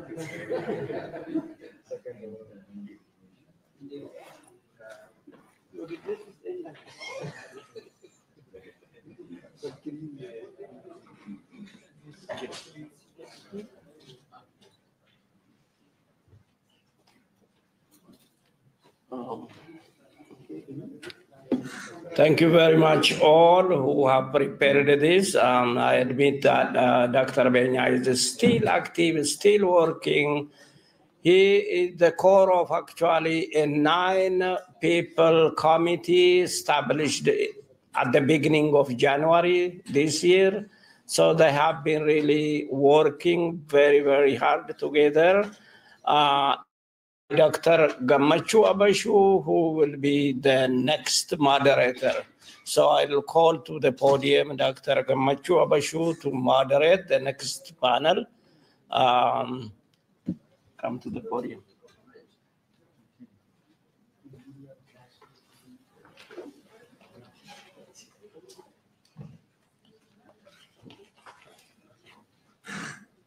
Thank you very much, Dr. Fanta, and congratulations to all, Dr. Benya, Professor Mustafa Mata'a. I will be, am I the unlucky moderator here? We have too many people outside looking for lunch, I suppose. This panel will speak to the theme of Oromo knowledge, and we have 4 panelists lined up. I will ask if they are in the room or in the Zoom, but I will read the titles of their papers. The first paper will be given by Hassan Hussein Mohammed, and the title of his lecture will be Reclaiming Knowledge, Epistemic Injustice, Indigenous Resistance, and the Revival of Oromo Epistemologies. The second lecture will be by Chaltu Merarafana. The title of her lecture will be Repoliticizing Empowerment, Seeing it as a Feminist Framework for Women Empowerment and Resistance to Patriarchal Power in Ethiopia. The third lecture will be given by Yantuti Beso. Her lecture will be on Knowledge Sovereignty, the urgency of the Oromo community archiving. And the last will be by Rob Sanwade. His lecture will be on documenting the indigenous culture of the Oromo people. With that, I would like to ask first, with all the apologies, if any of the presenters are in the room, just check.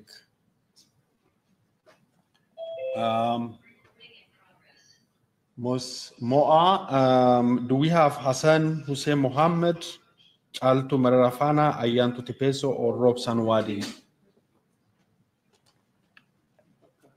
Just a minute. With that, a little reminder, please, lunch is already available. We don't have actually a break during the lunch time, but you can go and get whenever you feel comfortable. And officially that was canceled. We apologize for the inconvenience this may cause, but that is how it is. Then don't starve yourself, go outside, get whatever water, lunch, and come back. Thank you very much. Thank you, Dr. Fanta. I'm not sure we have any of the 4 presenters. Oh, yeah. Ayantu, yes, please. Yes, if you want to. Barri bara dijitaalaati jabana dijitaalawaatti tooftaan oomishaa fi oomishtummaa ofii ittiin dhaadheffatan jijjiiramuu qofa osoo hin taane hiree bal'aas warra biizinasii hojjetuuf fidee dhufeera. Akka kaleessaa TV yookaan raadiyoon takkaa himamee yeroon oomishnii fi tajaajilli keessan dagatamuu darbee jira. Miidiyaaleen akka OMN tooftaalee tamsaasaa dijitaalawaan maamiltoota miiliyoona horatan immoo dirree dhaadhessaa keessan hangafaa ta'uu qabu. Hordoftoota miiliyoona 3 Feesbuukii qofaan yuutuubii irraan ammoo sabiskiraayibaroota miiliyoona tokkotti siqu kan horate Oromiyaa miidiyaan neetworkii takkatti miiliyoonota fiixee addunyaa jiraniin oomishaa fi tajaajiloota keessan himam. Bara wajjin tarkaanfachaa hiree tana fayyadamuun OMN irratti oomishaa fi tajaajiloota keessan beeksifadha. Miiliyoonota irraa amantaa kan horate OMN waliin hojjedha. Dhugaa sabaa karaa dhugaatiin OMN. I just finished my PhD at UCLA in Information Studies, and part of what I will be talking about is based on my dissertation. The title of my talk today is Building Our Archive Together, a Community Conversation. And that's really what I have intended this to be, a conversation. I do have just 10 minutes, so I want to keep an eye on the time as well. I will be generous. The assassination of Hachalu Hundessa in 2020 wasn't simply the silencing of an artist or the killing of a man whose very existence threatened the state. I understand it as an attempt to suppress indigenous knowledge itself. Through his music, Hachalu transformed Oromo oral traditions into a powerful form of contemporary resistance. In short, he made historical memory dangerously present for new generations. Hachalu's songs about Tufamuna's resistance and his challenges to the founding myths of Ethiopia's capital weren't just musical performances. They were acts of maintaining a sovereign way of knowing, ways of knowing that threatened the very foundations of Ethiopian state legitimacy. The Ethiopian state's violent response to Oromo knowledge-making frames the central questions of my dissertation. What does it mean to make knowledge under conditions of ongoing colonial violence? How do indigenous people preserve, create, and transmit knowledge when state archives actively work to erase them? When official state and archival institutions claim the power to define what counts as knowledge, how do indigenous communities maintain their own ways of knowing across time and space? In studying how colonized people maintain knowledge despite ongoing colonial violence, I was reminded that we have always been creating knowledge, archiving memory, and sharing and passing on our historical memories and worldviews. Otherwise, we wouldn't be here. Hachalu's life and work reminds us that this work is not new for us. What is different is the complexity of our lives across geographic boundaries and in the context of a state that erases our histories while also claiming to exist because of us. Western academic institutions have had a monopoly in framing cultural and historical preservation to look like documents in old archival repositories, static documents locked away in institutions where you need special privilege to access them.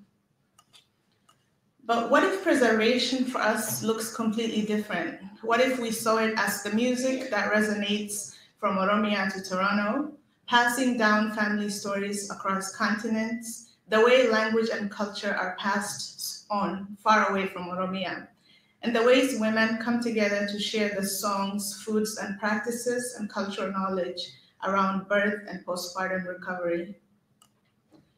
To understand why this matters, I want to share a quick concept that has helped me make sense of what I've been seeing in my research. Scholar Mark Rifkin talks about temporal sovereignty, Indigenous peoples' ability to live within and uphold their own temporal frameworks, often fundamentally different from Western conceptions of time. Our temporalities are often cyclical rather than linear, rooted in natural rhythms, seasonal changes, and ceremonial cycles connected to landscapes, ancestral relationships, and future generations. To me, what this means is that we get to define historical continuity on our own terms, rejecting colonial narratives that depict us as stuck in the past, while maintaining traditional practices without them being dismissed as outdated. Most importantly, temporal sovereignty challenges the very legitimacy of colonial occupation by asserting our right to determine our own relationship to time and modernity. And here's what I've been learning from my research. We've been developing sophisticated preservation strategies this whole time. Oral history is full of the brilliance of our ways of passing on knowledge and culture and governance systems from one generation to the next. The brilliance of Hachalu Hundessa and so many more before him and that will come after him is not in trying to mimic Ethiopian or Western archival and knowledge institutions, but in the struggle to create something entirely new that honors how our knowledge actually moves. And actually, Hachalu was one of the people I interviewed for my dissertation in 2019. I was meant to do a part 2 interview with him in 2020 before he was assassinated.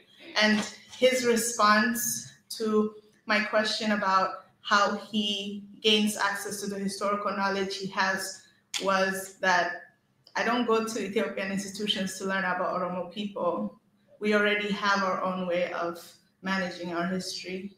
And that has been so fundamental in my journey and in the research that I do, because he made me look back into how Oromos have always maintained culture and memory, rather than thinking, well, we don't have archives, and how do we create archives?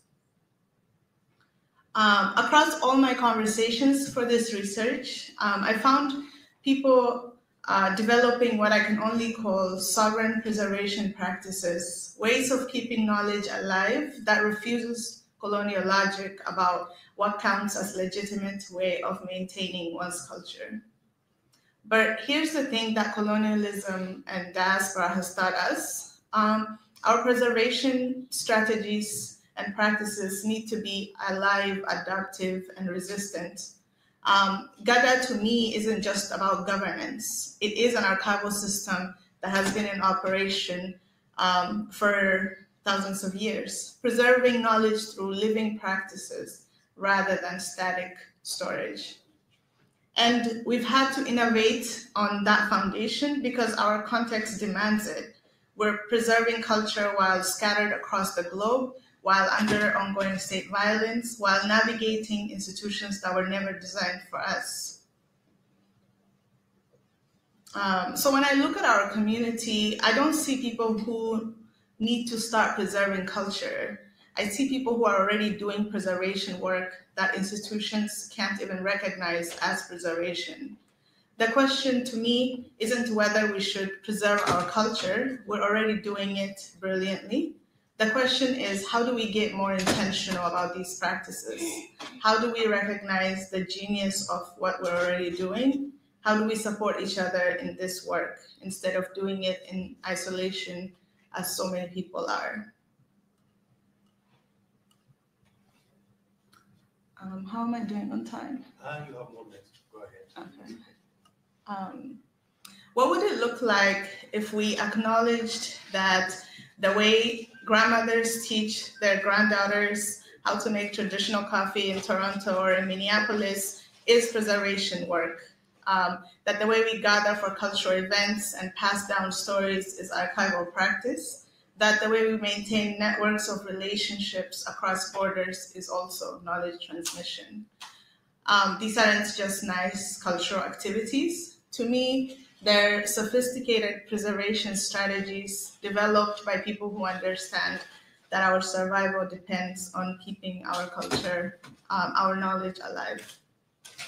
So I guess I'm not here with a blueprint for what community preservation should look like. I'm here because I've spent years studying what we already do, and I think we're ready for a different conversation. Not how do we start preserving, but how do we honor and strengthen the preservation work we're already doing? Not what should our archives look like, but what does sovereignty in preservation actually mean for us? And not how do we save our culture, but how do we keep creating culture that speaks to our present struggles while honoring what came before? This is the kind of generative thinking about cultural preservation that I think we need. In the end, what I've learned is this: wherever we are in the world, we're all searching for ourselves through stories, through practices, through connection, young and old, in diaspora, all over in Europe, in North America, in Africa, wherever I've been, and in Oromia. I see that we're already doing the work of cultural preservation and creation, and we don't need permission from institutions that were built to erase us, but we do need each other. Thank you.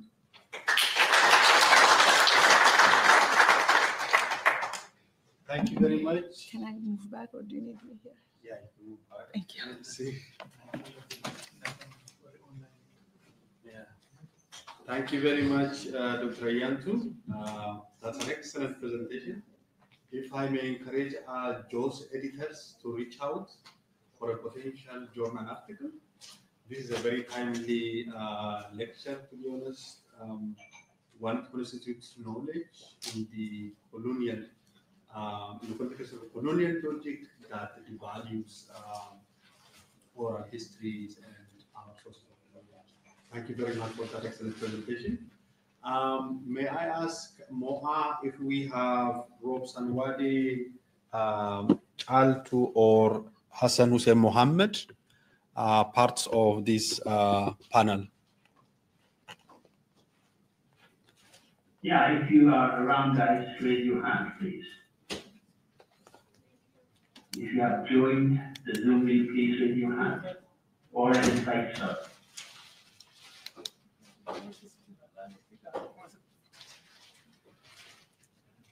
Okay. I don't know. Okay, thank you, Dr. Moa. Unfortunately, it seems we missed the three of the panelists.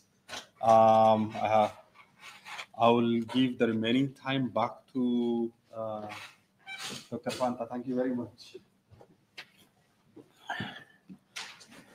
Thank you very much, Dr. Gamachu Abashu, and I appreciate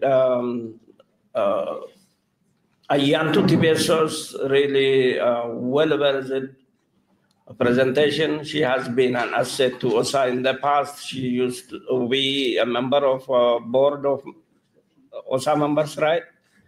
And she has served with OSA really in the past. Now she is dealing with education. So We have many, she is a model for our children, for our girls in the future. We need such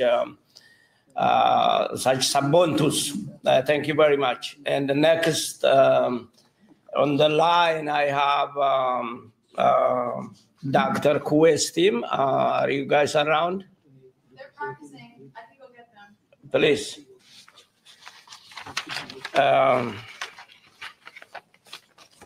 Yeah, because of the fact that our online, our time moved back home, they are unable to stay for a long time. I think it is now night. They are maybe sleeping, so that is why they are not online. Otherwise, this schedule has been for a long time on the OSA website.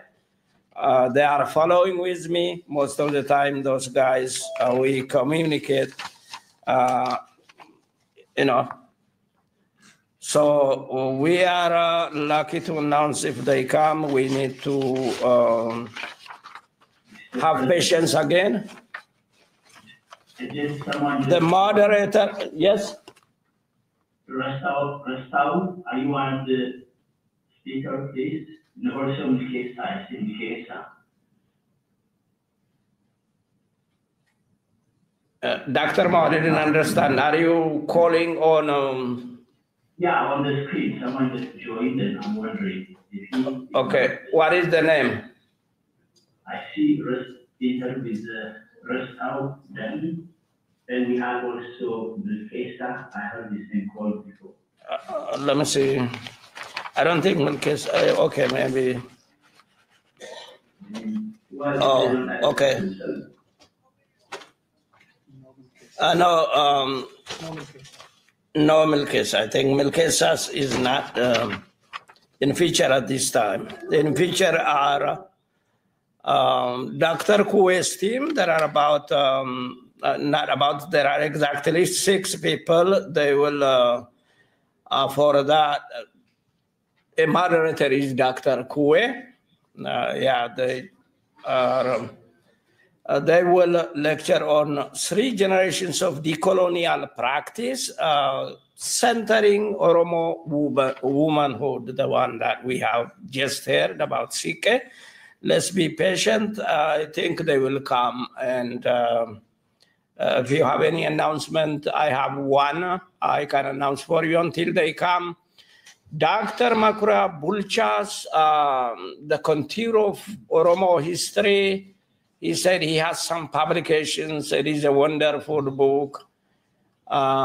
You can order from him by emailing him. He informed me, so please do so. It is a wonderful book.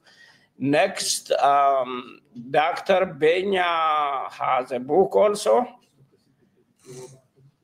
For that, Dr. Benya can announce later. Unfortunately, we didn't bring a journal or JAWS or Oromo Studies Association like before, because I have, of course, at home sitting 6 boxes, but because of tariff, we were prevented from bringing. We apologize for that, but it is not caused by us. So pardon us. Things are really didn't work this year our own way, but we are resilient and we can overcome this all. I appreciate your patience.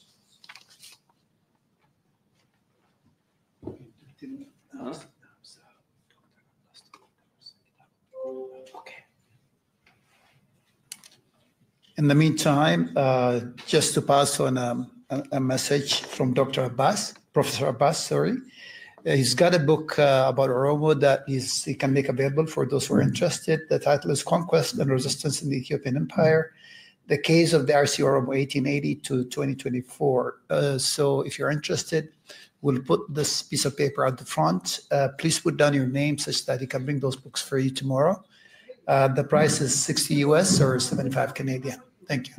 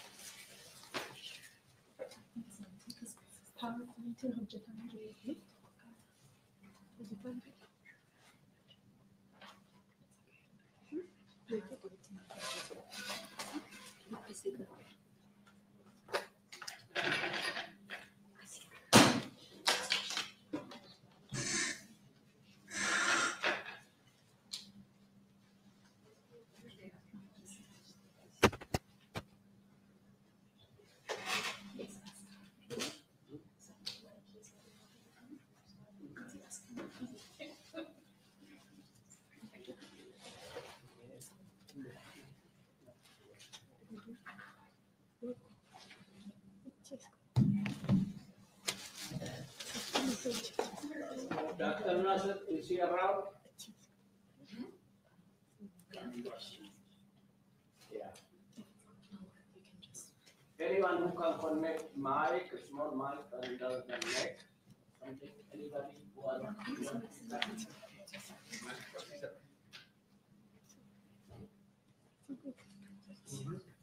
Hello? No, she got it. She got it. I got it. Yeah,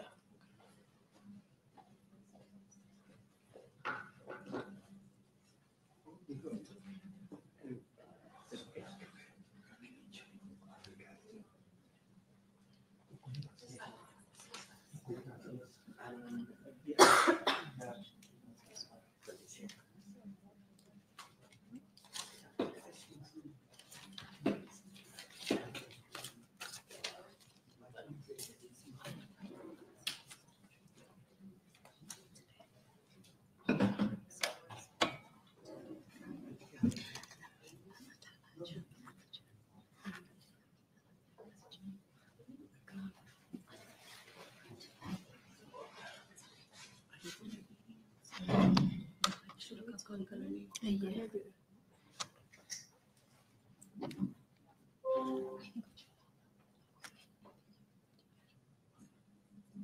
I have a quick question. If there are any people outside during eating lunch, if we could ask them to come in. It's the only panel at this event that is fully centered on women. So if we could invite the people outside to come in to speak, that would be great. Thank you.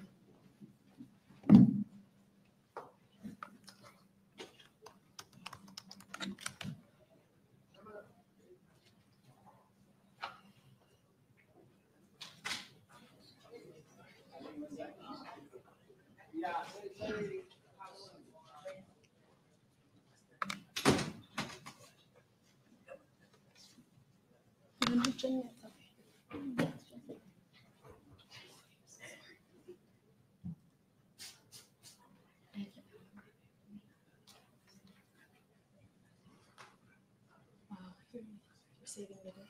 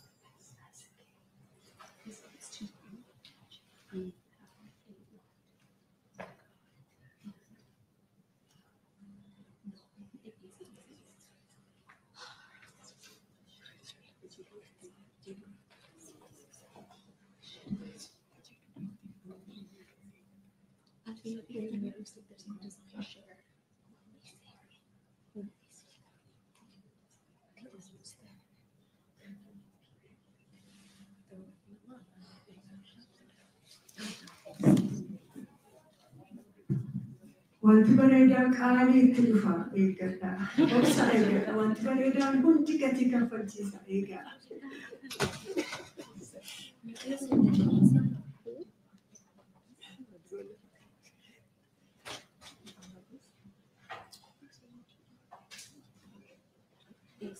It's okay, so one kagono. In the meantime, I buy on Koda. She's gonna keep working. Okay.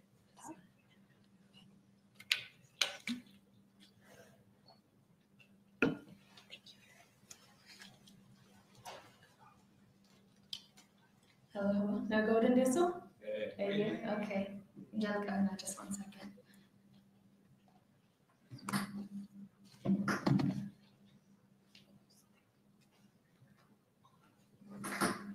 Okay. All right. At community Kesani, Makanko Abhi Janama, Laganagan Uftani. Presentation in Kenya, it's titled 3 Generations of Decolonial Praxis, Centering Oromo Womanhood. Thank you so much for coming. We're still working on a little bit of technical difficulties on our PowerPoint, but in the meantime, I would love to open up and introduce myself and our speakers. So thank you all again for being here. So firstly, I would love to introduce, doesn't need an introduction, but Martha Kowe-Kumsa. Kowe-Kumsa is a Sinke feminist engaged in decolonial praxis, focusing on epistemic justice for women's subjugated knowledge systems and their heartfully relational ways of being in the world. She is a member of the Circle of Sisters at the Sinke Institute, a resident of Canada, and a professor emerita at Wilfrid Laurier University. Next, we have my mother. Her name is Aga Ruda. Aga Ruda is a clinical social worker with a professional background in child protective services, where she advocates for the safety and well-being of children and families while navigating the family court and juvenile systems. She currently serves as a forensic behavioral health clinician, working at the intersection of behavioral health and the criminal justice system in a multidisciplinary setting. In addition to her professional work, Aga is actively involved in various immigrant and refugee communities and volunteers within her local Oromo community. Next, we have Hawi Wako. Hawi Wako is a counseling psychologist committed to the decolonizing mental health for Black, African, and Oromo communities. She is the founder of Dr. Wako Wellness in Portland and the Oboleti Oromo Women's Network, which empowers Oromo women through culturally grounded leadership and advocacy. Her work bridges clinical care and scholarship centering immigrant resilience and community-led healing. Next, we have Makia Ahmed. Makia is an Oromo clinical social worker. She works with individuals and families in their healing journeys through a decolonized and person and environment lens. She is the owner of the Whole You Wellness Center in St. Louis, Missouri. She is also a member of the Oromo Sisterhood Institute, through which she has engaged in initiatives aimed at empowering Oromo women, both in the diaspora and Oromia. Finally, we have myself, Albi Ungashe. Albi Ungashe is a master's student in clinical psychology at Columbia University. Her research is focused on the psychological outcomes of second-generation Oromos during the period of emerging adulthood, ages 18 to 29. Prior to returning to graduate school, Albi worked as a researcher at an educational neuroscience lab at Stanford University. She received her bachelor's degree in international development studies from UCLA, where she authored a senior thesis titled Identity, Politics, and State Formation in Ethiopia, the Oromo as a Case Study, under the advisement of Dr. Edmund Keller. Thank you all.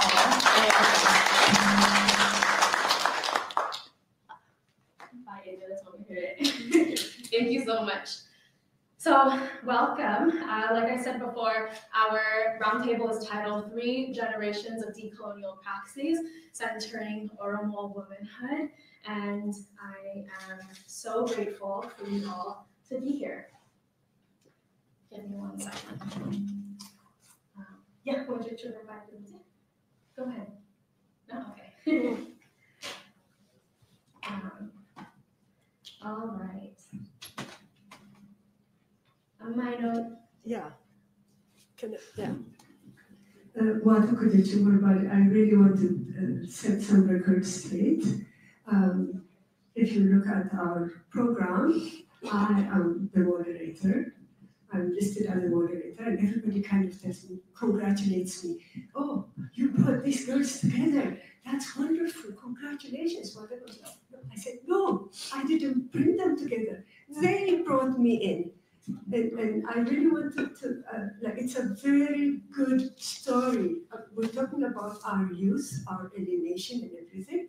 And I want to say, Albi is the person who imagined this roundtable, who articulated it, brilliant articulation, and brought us all here. And she led us weeks after week after week of preparation. And to this moment, she is leading us. Please recognize the youth can lead you. I think ultimately, Adikwe has been such a trailblazer in empowering Oromo youth in general, but particularly the young Oromo women. And so it's a blessing to be on this panel with other women that I've been so inspired by. And this truly was a collective effort, and it was in knowing your work and being able to read it growing up and have you close in life that gave us the courage to be here when otherwise we don't see our representation. So by Igala Toma, we have quite a lot to do, so we'll try to be efficient, but I really believe that this is an important moment for our women and our youth as well. So I'll open up by presenting our kind of opening framework. So this roundtable brings together Oromo women across the generations to reflect on the lasting impacts of colonization, displacement, and patriarchy on Oromo identity, culture, and womanhood. Grounded in the framework of liminality, a space in betweenness shaped by survival, silence, and resilience, we explore how Oromo women have carried cultural memory, navigated fragmentation, and reclaimed and reimagined indigenous practices. We center Oromo women as cultural stewards and builders of our futures. Oromo women not only preserve language and tradition, but also nurture belonging for the next generation in the face of assimilation, trauma, and loss. Through personal stories, critical dialogue, and intergenerational exchange, we will examine the burdens and possibilities that come with sustaining culture in our diaspora. Framing decolonization as a generational praxis rooted in care, this conversation aims to uplift the embodied wisdom of Oromo women and reimagines womanhood not just as a site of survival, but as a foundation for cultural regeneration, healing, and future making across homelands and diasporas. So I want to open up again with our theoretical framework that really is the inspiration and the framework under which we will be continuing our conversation. So there are two main theories in which we will operate under, and the first one is the concept of liminality.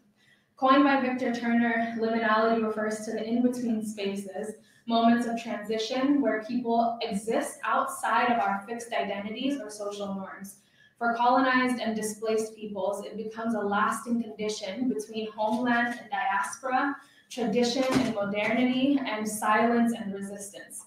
Colonization, displacement, and indigenous erasure placed Oromo communities, especially our women, in a generational limbo. Decolonial praxis is the ongoing work of dismantling colonial systems while building life-affirming alternatives rooted in indigenous knowledge, care, and collective power. For the Oromo, this means reviving indigenous knowledge, centering community care, storytelling, and embodied memory, rebuilding culture in the diaspora through intentional transmission and transformation, and building liberatory futures for our youth. Lastly, I just want to give us a quick overview of our conversation today. We will first open up by talking about the historical loss of culture that has impacted our current state, and then we will discuss the marginalization of our Oromo women, and then we will transition into discussing how the loss of culture and the marginalization of the Oromo is directly tied to the current youth alienation that we see in our diaspora. So with that being said, I thank you all, and we can open up our conversation. So, as we prepare to discuss these issues regarding the marginalization of Oromo women and our Oromo youth alienation, it's important for us to really clearly outline how colonization of our people, the loss of cultural identity by force, and the subsequent trauma have continued to experience, that we've experienced for generations, directly impacts our current state in the diaspora, both of women and our youth today. Adekwe, I want to invite you to speak to this conversation and really open up our talk by helping us understand how do these experiences, how are they interconnected, and how do they contribute to our state of liminality, and how does it inform our understanding of finding new paths forward? Thank you, Albi. It's a very important question, very generic, very big, but I think it sets the context. And the context in which women are marginalized and youth are alienated is the global and local context of forces coalescing in the global and the local order and the global and the local colonialism, capitalism, patriarchy, heteropatriarchy, white supremacy, racism, all of these powerless to suppress our people back home and in the diaspora. And that is a very important piece to look at, because we run away from our country, we come here, we face a different face, but still colonialism. We are in a settler colonial countries. So those forces actually keep our people down. And for us, like back home, the Abyssinian colonialism and European colonialism coalesced. Together, they worked together, collaborated in colonizing our people. And that colonization supported a little bit of the male to rise up, but the women were forgotten, women were left behind, and women and children and youth are forgotten, they are marginalized. When we come here, the same thing follows us, and I actually think colonization, whether it's in the Americas, in the Middle East right now, secular colonialism that's raging in the Middle East right now, in Africa and Asia, they're all different phases of colonialism. And colonialism doesn't come alone for us, it comes interwoven with all of these other forms, including patriarchy and heteropatriarchy. So what we face here comes as a context of women being really marginalized. Of course, some women are more patriarchal than men, but at the same time, the system is not built for women. It's not built for children. And when I actually look at the interconnection between women's marginalization and youth alienation, it really came to me very profoundly in the context of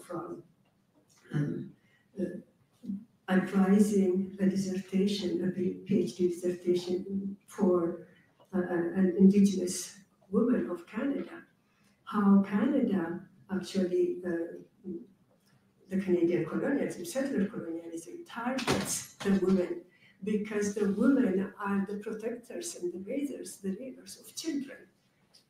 Once women are targeted, once women are devalued, especially women's, not just women's bodies, but women's ways of knowing, women's ways of being in the world, women's knowledge is marginalized, it is devalued,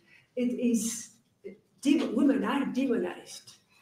And when women are demonized and they're out of the way, the children are left unprotected. What does the settler colonial do?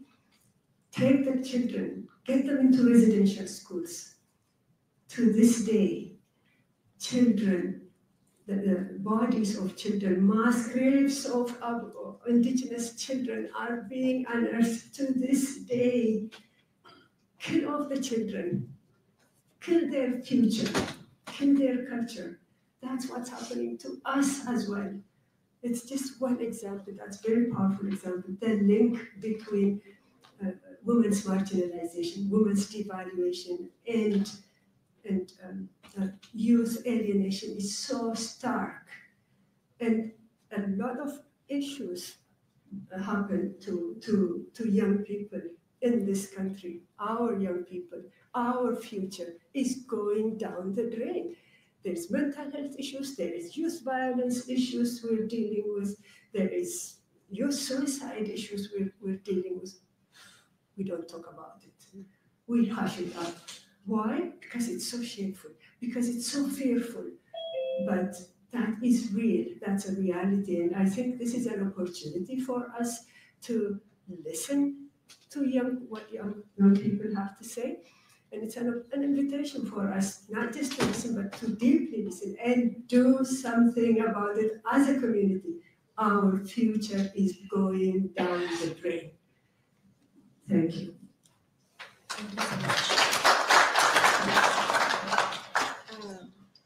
Thank you, Adekule.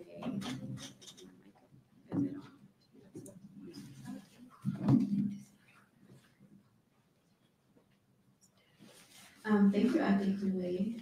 It's such an honor to be at this table with Adekule and the rest of our speakers. I actually cited Adekule in a lot of my dissertations, so to be sitting amongst her feels like a huge honor for me. Actually, a lot of people I cited in my dissertation are in this space, and I'm so grateful.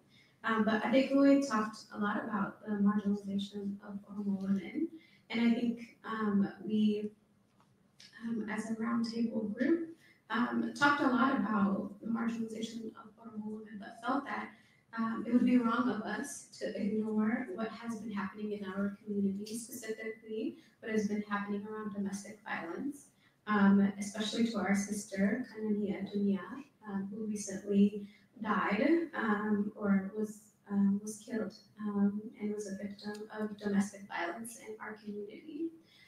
And the reason why we know about Kanani Adunia's story is because she is well known. However, even though she is well known, it is still an issue that is not covered. It is not a story that has been really researched or investigated to figure out what has happened. We hear snippets in the media here and there. However, we don't know the full story.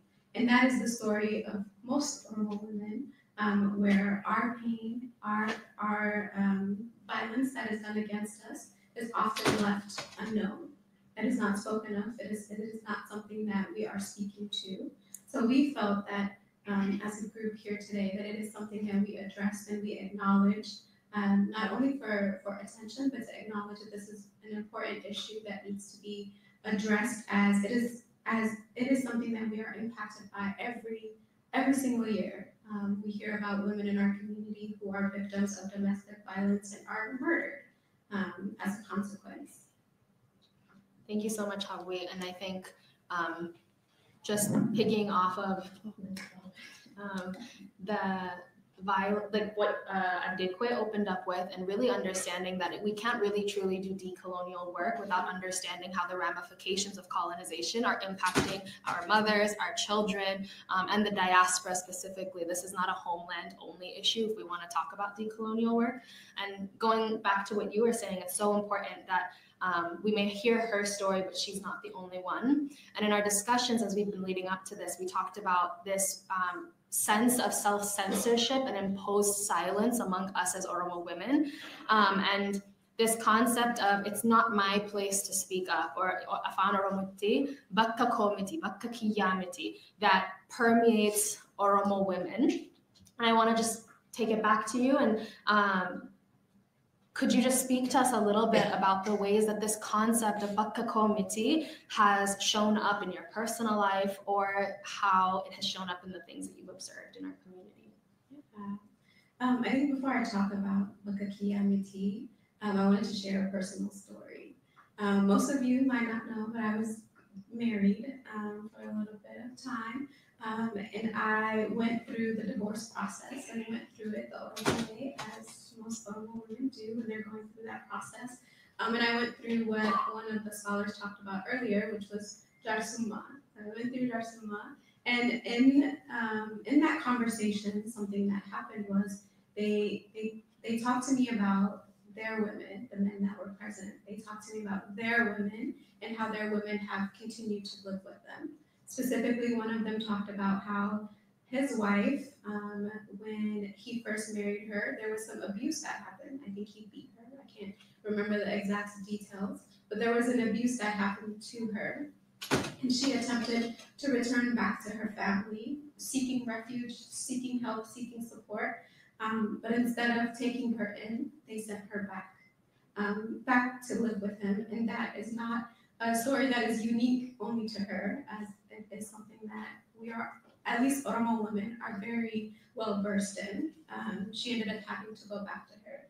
The point of him sharing that information with me, I wasn't physically assaulted by my ex-husband. However, he was trying to say, even in scenarios like these, even in spaces like this, when I had abused my wife, my current wife, she continued to remain. She continued to stay in the marriage despite the abuse that has occurred. And to me, that is normalizing the behavior and also drawing attention to what has happened time and time again within our societies. For me, that wasn't okay, and I was like, this is not a conversation that I should be having, where you are normalizing abuse and perpetuating what has happened with what I talked about earlier with Kanani, where I'm sure she went to somebody and consulted and also went through a Jarsuma process, but instead of protecting her, instead of taking her out of those environments, we're being sent back into those relationships, into those environments that are not healthy and that are harmful, not only to our physical well-being, but also our mental well-being as well.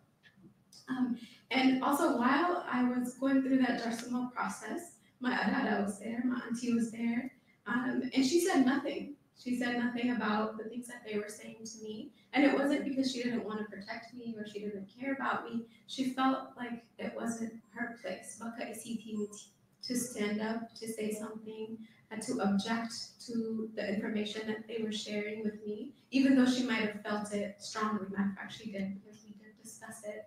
But there is a place for her to speak, and in that space, it wasn't it.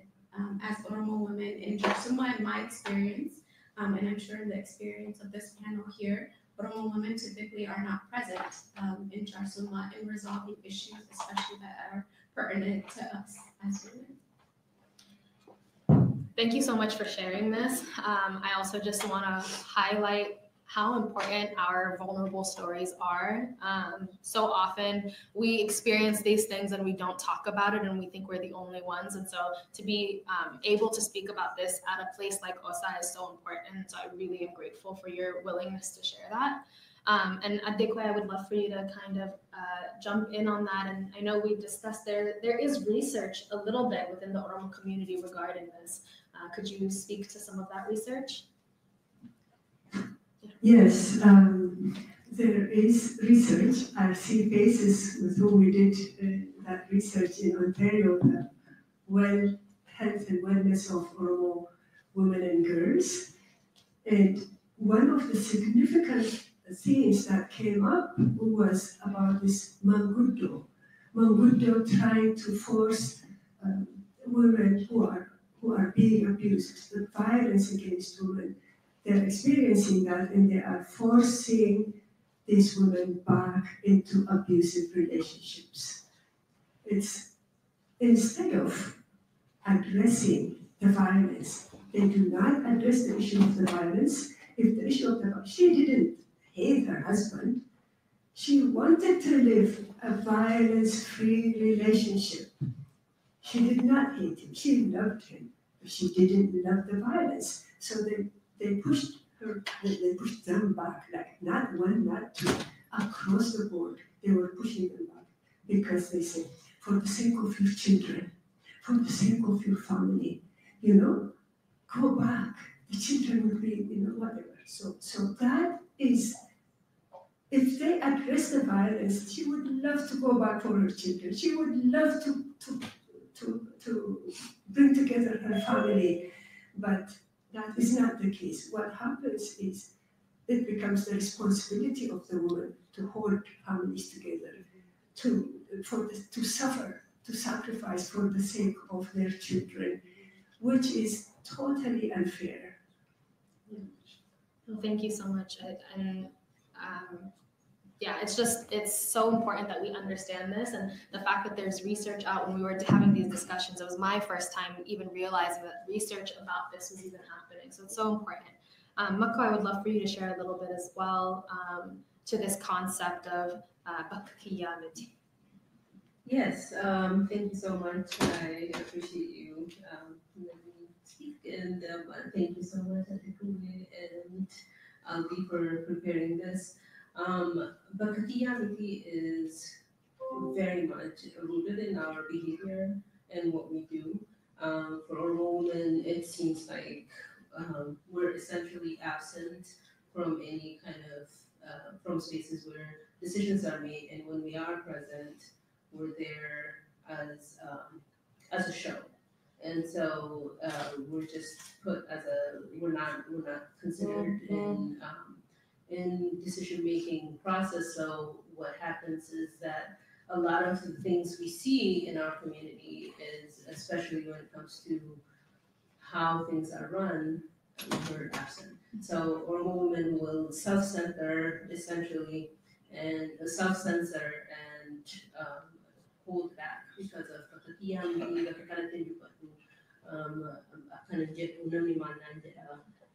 so all of that shame and guilt keeps us from talking, and that has to change. Oh, okay. Thank you. I think our panelists all addressed it really beautifully. I don't have much to add. But when we think of women's marginalization, for me, even the term marginal is a little below the standard, right? But the state of our women is really much below the standard, a lot marginalized. So I usually think like we conspicuously miss from our history records. Women's image is missing. Women's names, women's voice is really missing. When I think about the Black Lives Matter slogan, what they say is like what they do is they call the name out, Breonna Taylor, call out her name, call out their names. That's really to ingrain in the collective memory. It's important that we remember our women. There are thousands of women that are really tortured, suffered in prisons, women whose son was killed and she was forced on the dead body of her son. Do we know her name? And so many others. Kulani, I guess, the women who was killed in Shoa area. Kulani, yeah. And maybe for a week we talk about it and she is nowhere. So it's important that we remember women by their name, their voices. We want to see them in the history, in research. When Professor Abbas earlier talked about the Oromo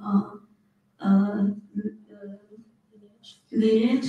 By the way, I'm so happy to see you. I've heard a lot about you and I've seen your book, and I'm so blessed to see you today here. When you were talking about the Oromo lineage, there is an Oromo, and then Borana and Barintu. And I was thinking, where is the mother? What's her name? So it's really important that we have to be mindful, we have to be sensitive. I'm not saying you're not sensitive, but we have to change the culture. It just became like that, but we have to change, we have to be mindful. So thank you so much. No, thank you so much. And I think it's really important. And I think I wanted to share an example as somebody who's born and raised in the US. This idea of bakkakomiti, bakkakiyamiti permeates in the intangibles, in the implicit. Examples that I think about is growing up. I think in every Oromo community, we go to Oromo meetings growing up. We don't know what you guys are talking about, but from a young age, we go on the Saturday, there's an Oromo community meeting, so we go, and then the kids are running around. All of the men are seated talking about the business of the homeland, and where are the mothers? The mothers are in the kitchen making the bread, preparing the coffee, preparing the tea. And there's no expectation, and I don't think it's malicious, but it's the implicit message that it sends to your own daughters about bakka ko esa, asmiti jachuda. That's the message that gets sent implicitly, even if that's not the intention. I'm sure so many of you here have daughters that you want to grow to be bold and passionate about our Oromo voices and in life. But when we don't see it, when we don't see our own mothers use their voice, the implicit knowledge or the implicit message that is being sent is bakka kemetikun. And I think it's reflected in the population at OSA. Again, this isn't to be negative, but it's a call to action because there are women here who deeply care about the Oromo community and are brave enough to say it. And I think in that, I'm very blessed. I think there are many, this is not to shame men, I think the two biggest influences who are male in my life are my father, who is Solomon Gashe, and my uncle, who is Gamachu Magarsa. And those are the two people who raised me to be passionate about being Oromo, right? And sat me at the dinner table and talked to me about what it means to be Oromo, who talked to me about their lives, who taught me their language alongside my mother. But the one place they forgot to teach me is recognizing that my be different than theirs. They taught me to be bold without preparing me for the backlash of being bold as a woman, as an Oromo woman. And I've experienced it even as a young diaspora. When I'm in Oromo spaces and it's intergenerational and I'm the youngest one in the room, I have to worry about I'm gonna offend them if I want to speak my mind. That's always, and it's this fear that we have. And recently I was working on an event that was international and intergenerational. And there was an elder male who was very rude to me. And it was really almost traumatic to experience every week. My expertise being diminished, my knowledge being diminished. And finally I was saying, I have to say something. You're telling me not to say anything. And one of my mother's friends called me, Malo, yo Facebook. And I said, I'm not even on Facebook. It's okay. And in addition, I had to say boldly was, I don't have the fear that my mother's had. And I should not have the fear that my mother's had. We should be bold. You want us to lead the future. And so I don't want to rant, but I think that this idea of bakka komiti is not just in violence. It's also in the seemingly benign moments, in the everyday moment of the community. So with that being said, I want to quickly, I think we're okay on time. I want us to talk about the double burden specifically of Oromo mothers. So aside from me, we have all mothers at this table. And we've talked about how, especially as a mother, there's this double burden of raising your children, passing down the language. In America and in Canada, having a job financially, taking care of the home. And Adekwe, you let me share this. I know we discussed in the past, something we shared as we were preparing is in the height of Adekwe's career, and it just, even talking about it makes me emotional. She said, when I would come to OSA, these men, they mean well, but they would say, Kwe, where's your publications? Why aren't you publishing research? Why aren't you putting out research? Without understanding, Adekwe has 3 children to raise. She has a home to build. She has food to put on the table every night.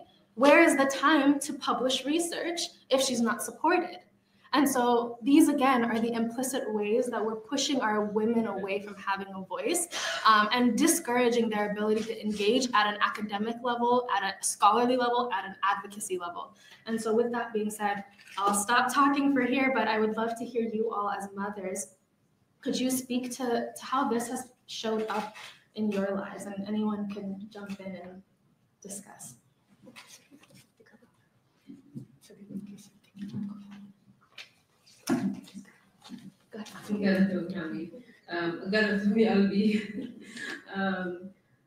I think we talked about the concept of dreams deferred when it comes to mothers in general, but for Oromo mothers, it's coming to, in diaspora, it's coming to this country, and I'm sure back home, there's a set of issues that Oromo women face. I'm not gonna pretend to know, but for here, it's, I'll give you an example. When I was younger, I really wanted to study Borana culture. And so I'm RC, but I wanted to study Borana culture a lot growing up. And so I wanted to pursue that, but then I had children. When I had children, I had to do something that makes sense and go to work, social work, and really like that. And so for Oromo women, a lot of that happens. When you have children, you pause your education, you pause your business, you pause everything becomes secondary to that. And then the pressure to serve the community, also to be a good mother, to show up, know the doctors, know the teachers' names, what your kids are doing. All of that is, it creates a mental load for a woman. So we're not achieving what we can achieve. For those in diaspora, we don't have support system either, which makes it a lot harder to be on the same level. And it feeds into that silencing of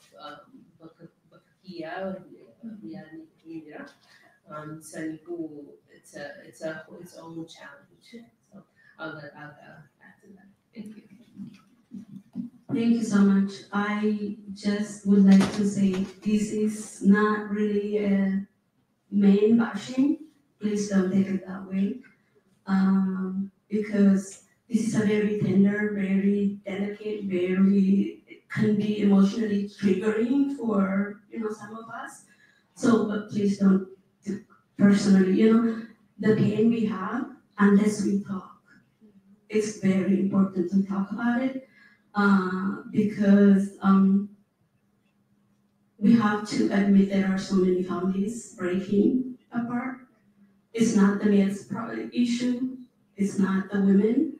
Like sometimes it's a communication issue, it's an understanding issue. How can we work together? What can I do? So this is to start a conversation, a mutual conversation, a mutual understanding. So I really cannot say, no, please don't take it personally, don't take it as a male bashing. It's to start to be an example for the next generation.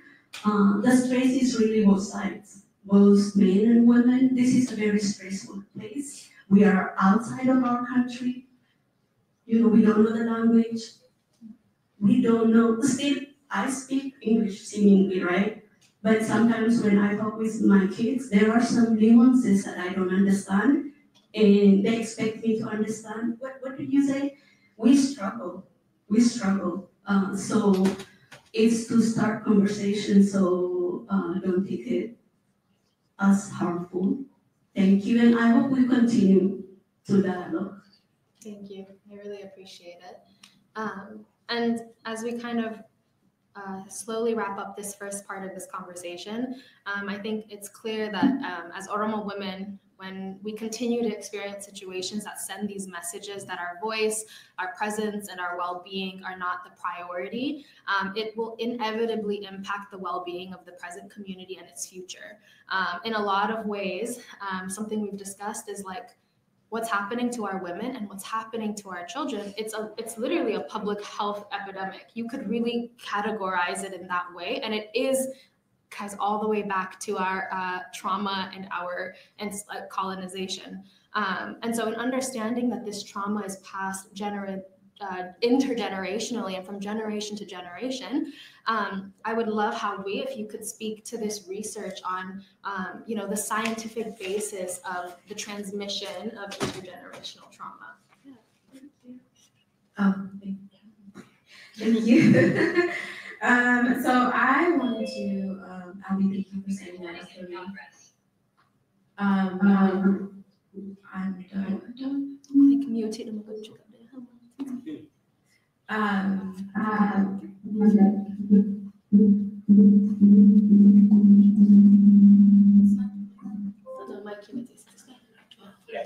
Okay, you got it. Okay, perfect. But I was saying thank you, Abby, for setting that up for me. As an Oromo mother myself, I think talking about the impacts of the generations before me is really important. And one of the scholarly research studies that I'm really interested in, because I work with Oromo parents and Black families in general, has been about epigenetics and the way in which we as individuals experience trauma. So when we think about epigenetics, the research tells us that we are actually, I'm going to try to explain this in a way that makes sense. So our grandmothers, when our grandmother is pregnant with her daughter,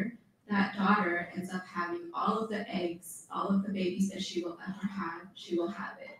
That means that that child, the child that comes after that mother, is carrying all of the genes of the grandmother and also all of the genes of their mother. So whenever something's happening to that grandmother, whether it be trauma, whether it be having to navigate multiple things at the same time, or whether it is having to have this double burden that we all talk about, having to be a mom, but also having to do scholarly work, but also having to work at home, and on top of that, domestic violence, if those types of things are existing.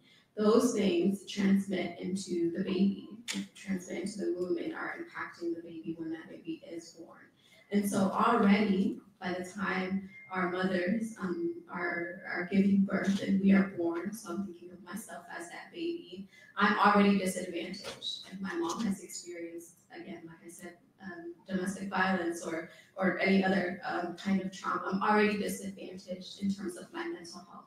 My cortisol levels are probably going to be high. I'm going to be more sensitive to any other impacts of trauma that I may be experiencing, whether it's war related or whether it's racism or any kind of discrimination, including being marginalized as an Oromo woman. I might be more sensitive than another person whose grandmother didn't have to go through that. So we're already susceptible to those things. It's essentially what I'm trying to say.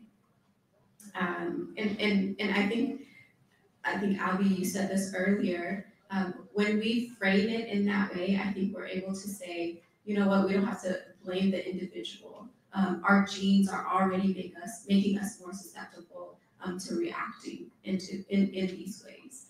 And that also goes for Oromo men. It's not just an experience for Oromo women too, but as men, you are our OSA. I'm saying we, I'm not a man. But men are also sensitive. So the ways in which they are treating their wives, their children, their society is also an impact of the traumas that their grandmother might have faced as well. No, thank you so much. And I think jumping off of that as we transition into the conversation around youth alienation, when we understand this framework and the genetic, the biological basis of it, when we understand the colonial aspect of it, the historical aspect of it, it then makes sense when we see our young Oromos dealing with mental health struggles. Something that I hear Oromo parents say all the time, like, you have a home, you have clothes, like what is there to be anxious about? What is there to be depressed about? You know, you didn't flee your country, you know, why can't you get up out of bed? You know, there's all of these questions. And I think when we really understand the ways that trauma passes down, we can understand that our children are uniquely positioned to experience specific pressures. And so at Dekwe, I want to open up with this conversation around youth alienation, because for decades, you've been truly the only Oromo scholar who was focused on Oromo youth. For those of you who don't know, she's written a book called Songs of Exile that you can access on the sinkeinstitute.org for free if you want to read it, where she outlines the stories of women and children and youth in Toronto and what they were experiencing when they were young living in Toronto. And so could you please speak to us about your research, what you witnessed in Toronto, and what prompted you to dedicate so much of your career to the study of young Oromos when nobody else around you was doing it? Yeah, thank you again. Yeah, a number of factors. One is traditionally, as our culture, we are not used to listening to our children. We are not used to that. I give birth to her. What does she know? Speaker. What does she know? I'm the one who knows. I'm the one who tells her. So I don't know how to listen to my own kids because they're too young. What did they live? I lived a lot. I learned a lot. I'm supposed to be telling them. So we don't have that culture of listening to our children. Not just as children, but as knowers. They know a lot. They could teach us a lot. So we don't have that tradition. So that's one of the things. And I see youth a lot of youth violence, a lot of youth suicide, teen pregnancy, youth murder. Our children get murdered and they murder others. And all of that is so heartbreaking. And again, this is our future going down the drain. So that's another problem. The other thing is also personal. Personally, because we focus as a community, we focus on the politics and the politics of back home, and diaspora gets forgotten. We don't live here. We still live back home, and we don't take care of life here and the young people who we raise here and who are growing up here in a racist and sexist, racist kind of society. We don't take care of that. We don't build community around them. So that's the other thing. And personally, for me, it's my daughter. I'm simply feminist. Yes, feminism. Men are the whatever, the oppressors. Women are the oppressed and whatever. And I did not know that women, as a woman, I can be more patriarchal than another man, until my daughter, Goli, the youngest one, just said, okay, you go, do your politics, do your thinking, whatever. What do you have for us girls? What do you have for us? And that just blew me away because, I thought what I was doing for me was equally good for her too. No, we are leaving people out, just the same way that we are running after politics and male politics, and women are left behind. Women are left behind. The same way when we're trying to empower women, girls are left behind. So those things prompted me to do youth research, and a lot of, actually, Songs of Exile is just one of them, and then there is another one, Youth Violence and Community Healing, another book, but then it doesn't get published in those big publications. These are for community, these are gifts for the community, so that they do get them. Thank you so much. And it was such a gift, I think, when I first encountered your research. To see writings about my own experience is so life-giving. And this is thinking about solution-oriented. How can we do better as a community? OSA is one example of the ways in which we can incorporate our youth. We have so many Oromo scholars who are dedicating their research to the diaspora, but so often OSA is focused on matters of the homeland and not matters of the diaspora. If you do a Google Scholar search and type in Oromo diaspora, there are people like Hawi who've written her dissertation on it. There are people who are dedicated in studying what is happening to folks. Amma, there are people who are 40 years old who were born in the United States or born in Canada who are Oromo. That's 40 years of lived experience that has yet to be studied and researched. So this is huge. When we talk about gaps in research, for those of us who are young scholars, I wish we had more young scholars in the room, but when you're working on your master's thesis or your PhD thesis, they talk about find the gap in your research. The Oromo diaspora is the biggest gap in our research, and that's an area where, as an OSA, that's a huge opportunity to really encourage our students, our young scholars, to fill that gap, because we deserve to be studied and understood. And so thank you so much for that. And going off on the research, there's really some substantial psychological research that shows that a major risk factor for things like anxiety, depression, suicidality is a lack of social support, which can feel like an oxymoron, I guess, in the Oromo community, because we think we have our communities, but oftentimes youth really struggle. Our Oromo youth are struggling with that lack of social support. So how we, as a psychologist, could you speak to your experience, both personally and professionally, on the issue of social support systems for young people within the Oromo community? I sure can. So before I talk about the professional side, I want to first talk about personally. Also, as I'm sharing my stories and talking about myself personally, I want you all to know that it is very intentional. It's not that I don't have scholarly work to back up what I'm saying. I definitely do. But I feel like And I believe that sharing my personal stories will help me connect with you all. As telling stories, sharing with one another helps us just connect and build better relationships. And I hope that it helps establish a sense of connection with me, and that you all feel comfortable talking to me afterwards. So just so you know, it is very intentional. But personally, so the reason why I even went into the field of psychology and really thought about pursuing it as an area of study was a personal experience of mine. In 2016, I had a cousin. He and I immigrated to the United States at the same time, and he ended up being diagnosed with a whole host of psychological illnesses, including bipolar, schizophrenia, and so much more. And a year after his diagnosis, he ended up dying by suicide.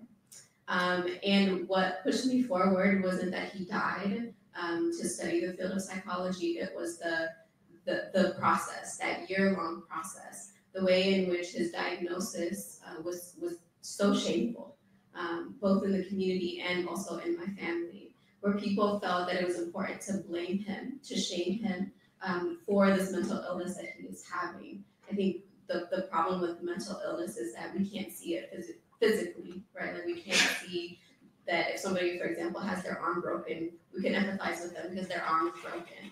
But with mental illness, it's not something that we can see, it's not something that we can witness, so we don't know their silent struggles. Instead, it's important for us to blame and to shame and to say that it is their fault, or maybe it's because their religious identity is not important enough in their lives, and so that is the reason why these things are happening to them. Also, when he did pass away, the people that weren't present in his life, maybe that were actually shaming him and putting him down, all showed up at his funeral. Like, it was so full, right? Everybody came to eat, everybody came to pay their respects to the family, of course, but I wondered, where were these people, actually, even before he got sick, where were they when he needed the social support? Where were they in making sure that he had his needs met? They were not present. I actually didn't know maybe 90% of the people that were there. I feel like it's really important for me to tell that story because it is a story that is present in a lot of the lives of Oromo women, Oromo youth who are dying by suicide or who are suffering from mental illness. They are often ostracized, they are often feeling a sense of shame and feeling like they can't come into the community and seek support because that support is just not there. And so from a personal perspective, that's what I've experienced. In terms of my professional experience, it's very similar. In the past year, I worked at a university counseling center, and I actually had a lot of Oromo clients who came in and they talked to me about their struggles with mental illness, whether it be depression, anxiety, ADHD. The main theme was my family doesn't support me. My family doesn't understand. How do I talk to them about these things? They're going to tell me that I should be grateful, that I should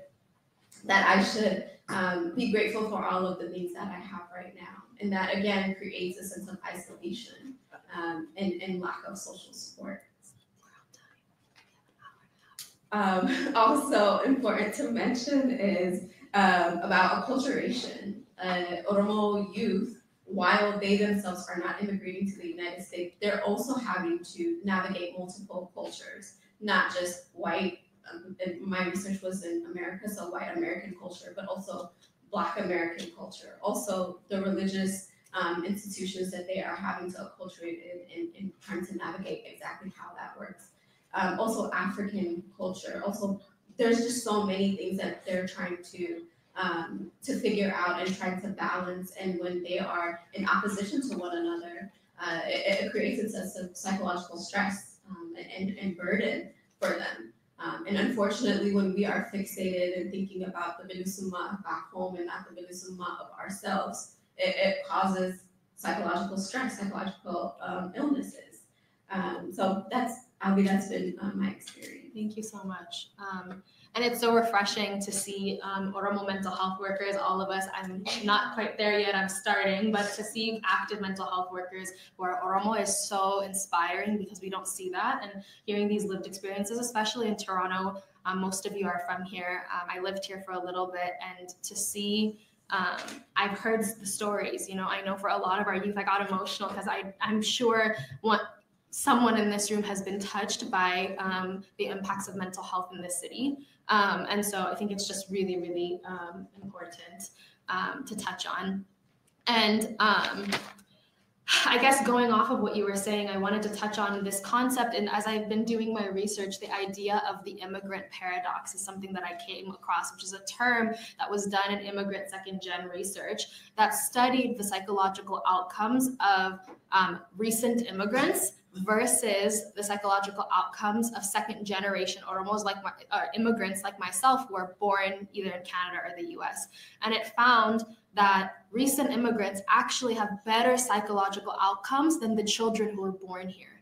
And so to see that there's data for Asian Americans, for Latin Americans, for other immigrants that show, oh no, statistically speaking, our youth who are born here are struggling with their ability to be flexible, cognitively flexible, to be able to be resilient to struggles. And it's not of their own accord, but the data is reflecting what we're seeing. And I just wanted to mention that to say that if you yourself have a child, if you yourself are struggling with your mental health, it's not an isolated instance. The research reflects what we're seeing in our communities. So I guess we've been on time too. Yeah. So I guess I wanted to also speak. Did you want to jump in on that? Yes. Okay, go ahead. I think as both you and how we were speaking, I think something we have to do as a community is to talk to our children, acknowledge them. We spoke a lot about acknowledging women and women's efforts and women's work, but also it's essential to see the child and to acknowledge them. How are you? Earlier, I witnessed something really beautiful. A young woman we met today went out of her way to say hello to 2 young kids and just give them attention, 15, maybe 10, 11 years old. And she just was present with them and talked to them and saw them. And seeing that warmed my heart, because a lot of times what we do is you don't get a day now, just ignore. We walk past them. And when we walk past them, we are ignoring them and they're not seen, and they don't want to be in the community anymore. And we wonder why kids are not engaged. Yes. And youth are not engaged. A lot of our people in decision-making spaces have skipped us. Those of us in the middle age, we've been skipped, but our kids should not be skipped like yourself. Yeah. They should be seen, they should be valued, they should be celebrated, and that is essential. If we want Oromia, if we want Kulisuma, we have to address that. Perfectly said. And no, this is amazing. And the one thing I did want to jump in and add is in developmental psych research, we talk about some of the positive factors to being well adjusted. And a big part of that is the freedom to explore your identity in your crucial developmental stages. And the flexibility to make mistakes, to have a safe place to make mistakes. And I wanted to share a personal story. Actually, some of you may know, it's a little embarrassing, but before I transitioned into graduate school, I spent my whole life was dedicated to music. And I worked in the music industry in Los Angeles when I first graduated from undergrad. And my parents were the most unique parents because my father would take me to acting lessons every week, an hour away after coming back from work. We would go to acting lessons every day. I took singing lessons for 12 years. And my entire passion outside, as long as I got A's, I could do the singing, I could do the acting. And then I worked at a record label for a few years, and it was kind of taboo. Why'd you go to UCLA and then work in music? That doesn't make sense. And my parents always encouraged it. And the one story I wanted to share was, there was a moment where I had 2 Oromo friends who joined us for Thanksgiving, and they're also in the arts industry at the time. One is a filmmaker, and the other was in fashion. Oromo, Afan Oromo fluently. They're born and raised in the US, and they came to my house for Thanksgiving, and they were talking about their passions, about film, about fashion, and my mom was just sitting there listening, and she was like, this is so cool, tell me more. And I'm getting emotional thinking about it because what my mom was doing was just listening, and these girls started to cry, just cry and cry, because it was the first time an Oromo mom looked at them and said, keep going. I know it's not the normal route, but keep doing it. And there's so many of your children who have creative fields. We have artists, we have filmmakers, we have photographers, we have dreamers who are thinking creatively, and we're underutilizing them for the Oromo struggle. We need visuals to tell our stories. We need music to look at Hachalu. We're hindering our children if we don't encourage them to use their skills and their God-given passions. And that moment has stayed with me because I think that gave them the permission to continue forward. And so just listening to your children and their passions is all you have to do. It's not a science. And I think their psychological outcomes will be a reflection of your acceptance of their exploration. So with that being said, I think we're good on time. We've been good on time. I think we have an hour and a half, I believe. If I'm good at, I'm going to exercise the boldness that I'm trying to talk about. As Oromo women and as youth, we never get a platform. And even I'm shaking to say that. And so for this presentation, we were given an hour and a half, and we've practiced our timing, and we are within the hour and a half. So if possible, we don't know the next time we're going to be able to talk about Oromo youth, so I would really appreciate it if we could at least honor the allotted time. Ifama, is that okay? Yeah. Okay, thank you.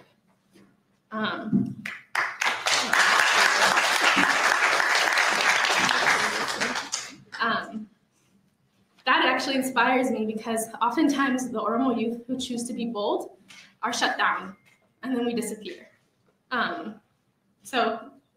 Yeah, I know it's not intentional, but it's the little things. Again, it's the implicit messages that we send to our youth. We practiced for months, and I just want us to know that our stories matter. And we made all the girls who were up volunteering sit down and say, we're talking about us, so we're going to sit and we're going to talk. And so I really hope that you can encourage us to want to come back to OSA. So with that being said, we just have 2 more topics, and then we'll have a brief Q&A if possible, as long as we're within the hour and a half. And so I just wanted to quickly take it to you, Ayo, who as a social worker, you have one of the most unique jobs, working currently in the jail system and then previously with child welfare.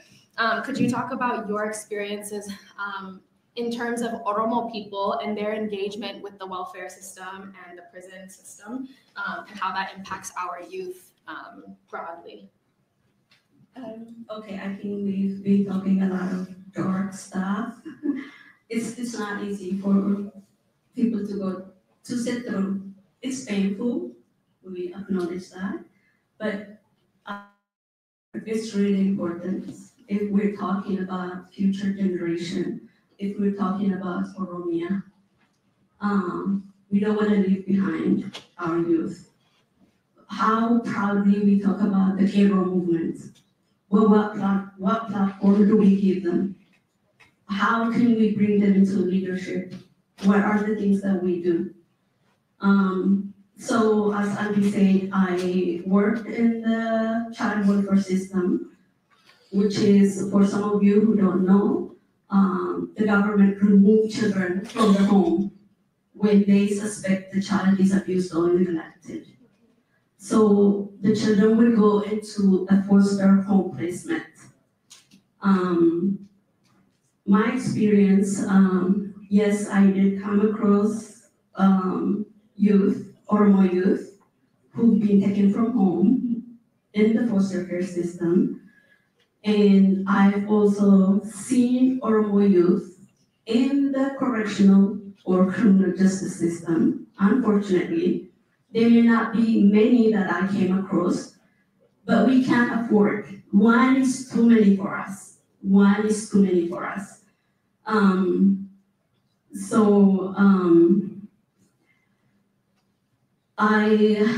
I just, as I said, these things are painful, but I think we have to be patient. We have to be open. This is not to shame anybody. I'm a parent. I struggled. If the government knew when my kids were young, I'm sure they would have taken them from me. Because in a stressful situation, going to school full time, working, and I was rushing them. And I dragged my daughter because she was like dragging, lazy. I dragged her on the floor. And she sustained a scar on her thighs. If the school saw that, she would have been in the foster care system, and I would have been in the system. Even talking about that, teaching each other, what does CPS look like? Why do our kids get into the system? There is a discrimination. Even discussing that, we live here, we're discriminated, we're immigrants, we're Black, a lot of layers. One of the most interesting things, I'll just say that and finish it. There was a research conducted by University of Minnesota. They compared the Somali and the Oromo, who were in the foster care system and the criminal justice system. The interesting thing is the Somalis are the largest in number in both criminal justice system and in foster care systems. The Oromos were about 62 at the time. This is 2011. When CPS or Child Protective takes children from home, they like to place back with like relatives or community members, somebody familiar. So they reach out to communities, people, churches, people the child knows. But those people, they refuse because they're afraid of the family. I don't want to be in conflict with so-and-so's child. I don't want to get in trouble. Or that child is it's a bad influence. If I bring him to my house, she's gonna influence my child. So the largest proportion of the Oromo children in Minnesota in 2011 were placed in a very restrictive placement, which is like a group home, residential placements, or juvenile placements. So as painful as it may sound, I think as a people, we have to talk. This is not a reflection of who we are. We're not bad parents. We do the best we could. We're doing the best we can. There is no shame with that. But how can we support one another? How can we strengthen our community? How can we find a way to nurture our kids? Like, those are the things, focus on solutions. We're not shaming anybody here. So thank you so much. Thank you. And I think we're wrapping up a little bit. I appreciate you guys for taking the time. Like I said, this is so pertinent. I think we've never discussed our Oromo youth on this platform, so I do appreciate you respecting this. Really quickly, and then we'll jump on to our last question. I did want to touch on this because it's a personal passion of mine, and it's the hope I research for my dissertation, which is eventual. But what's missing when we talk about this incarceration and things like that is we are noticing a big gap in our graduate students who are Oromo men. Our Oromo men are falling behind, and it is not their fault. And the research, it makes sense. When we talk about raising a Black child in Canada or raising a Black child in America, they are experiencing an additional layer of force against them. They are viewed as violent. They are viewed as an aggressor. And so they are as our parents, we're not intentionally missing it, but we're not prepared. The Black youth in the US, they are taught, when you get pulled over, what do? Hands on the wheel, don't have your wallet in your pocket. They're gonna think you're pulling out a gun. They're preparing their young men on what it means to survive. And unfortunately, because we came and our traumas look different, our young Oromo boys, our young Oromo men are not being adequately prepared to be safe in this country, specifically in America, but in Canada as well. They're not being suitably supported in the school system. If someone has ADHD or moves around, all of a sudden they're aggressive. right? And as Oromos, as immigrants, we don't know how to realize maybe that teacher, maybe it's not my child, maybe the teacher is a racist. We don't know how to think about these things. And so I hope for my own research, as I continue my studies, is to really understand, like, how does racial identity form for our young Oromo men who are being raised? You see OSA is primarily male, but if OSA is gonna continue, it's gonna be primarily women, fortunately and unfortunately, because, and this is not to bash the Oromo men, it's truly because we failed them. They're not being adequately supported. They're being lost in our systems. And so I just wanted to highlight that as well. So lastly, this is our last section and we'll wrap up. The big question that I think the parents in the room ask is, why are the Oromo youth leaving? Why are they not here? This is OSA. It was a dream for me to speak at OSA, and I don't see my age mates here, majority, you know? Why are our Oromo youth not here? There's several factors I'll quickly say. Some of that is disconnection from lack of language.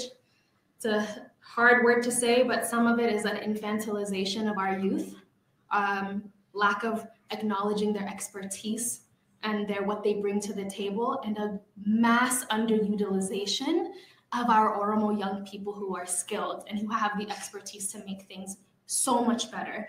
And a culture of shame that they get raised in. So that's what we're gonna talk about. I'm quickly giving you an overview so that we can touch on it. So Javi, I'll let you open up and discuss a little bit. It's okay, last section. This goes back to not having the fear of our mothers, Uga. We gotta finish up a little bit. But Nufi, we're about to finish. Absolutely, I love it. I definitely don't have those same fears either, though. I do see it in action. And I think I would just say, you know, in my dissertation study, one of the things that I found is about the importance, just to maybe shift. We've been focusing on, like, what has been happening and all of the struggles that we face as youth and also as women. I want to just flip it a little bit and reframe something positive. I think my research found that when Oromo people create spaces for celebration, for connection, whether they include OSA, OSFANA, and many more organizations where our youth are able to be involved, that does bring a sense of connection, a sense of identity development, the opportunity to even develop who they are, and also build social support. Like, I see these people and these people are my people, and I can connect with them. But when those spaces don't exist, right? When those spaces don't exist, those opportunities, those invitations don't exist, the disconnection does happen. And you'll find that youth are just being isolated because, one, they're not being called in, two, they're not being celebrated, they're not being acknowledged, they're not given an opportunity to even practice their Afan Oromo, but then are shamed for not speaking Afan Oromo. Yeah, and I think quickly is, like, the concept of infantilization is a huge one we kept talking about every week. And again, I know it's not intentional, but we say, Ijotle Oromo, the kids, the youth, miti. And then we were talking about it, I said, I'm not too far from 30, but we're still the kids, miti. And even, I think, Mapko, you were saying into 40. The Oromo youth has that, please come to speak to the Oromo youth. And I understand that, but I think what ends up happening is we forget, and it's a jarring experience. What I've said to myself is, it's interesting when I've had a career, I've had colleagues, and I am trusted for the knowledge that I have. And then when I go into an Oromo space, I cannot be the one that knows something in the room. When I'm not called on, nobody's asking for my knowledge, nobody's asking for my opinions. Even when I have expertise in the space. Prior to clinical psych, I had a career in marketing and branding within the entertainment space. And when I go in to try to support the branding of Oromo spaces, media expert tigafat. And I say, I miss how I did it, Miti. And so I think that's something that we talk about. It's honestly, like, it makes you feel like a child, like, okay, I don't have anything to offer, and I guess I'm not an expert. OSA, when OSA was created, how old were you guys? Probably in your 30s. Were you youth? Were you considered that? And as women too, like, we deserve to be listened to. And it makes us not want to come because I'm more respected in the Adi spaces than I am in my own Oromo spaces. And that goes for our creatives. Do we pay our young Oromos who are providing services? I don't know if our photographer here is getting paid. I don't know if a lot of our youth don't get respected for the work and the value that they have. And so, and the last thing I want to say, and I want to touch on this, is I had a conversation with my dad when I was preparing for this. And I'm currently applying for PhD programs now, please. And as I was talking about it, I said, everybody calls you doctor, Dr. Solomon. They don't even say Solomon, Dr. Umajettu. The minute a man gets a PhD, their first name drops and they're doctor. Miti? And I realized there are so many Oromo women that have PhDs, but their name doesn't change. And I'm not saying that to say, like, I need to be called a doctor one day. Again, it's the implicit messages we send. This is Dr. Hawiwako, Miti? This is Dr. Kwe Kumsa. And it's not to idolize these titles, but it's, again, the implicit messages we send. And I said to my dad, I said, there will forever only be one Dr. Ungashe, even when I become one. There will only be one. And I think we have to listen to that. I know it's funny, but it's true. I know I found out in our community, another chemist, a woman, never knew that because no one calls her that. No one says, Dr. Nardi. They just say doc. They don't even say doctor. They just say her name. And that's the infantilization that we talk about. And so I don't know if anyone wants to jump in.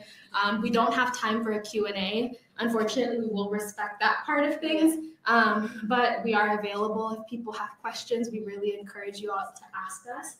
If anyone else has anything to add, are we all okay? Yeah. I don't know if we can do a Q&A. I don't know if that's allowed. Sorry, Okay.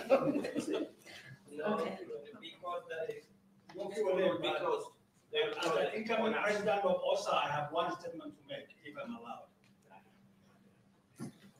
Thank you. It's one of the most thought-provoking panel that I have listened to at any of the OSA meetings. So I thank you all for this very wonderful presentation. I am also currently in one of the Oromo Health Professional Sessions, kind of a sister organization to OSA.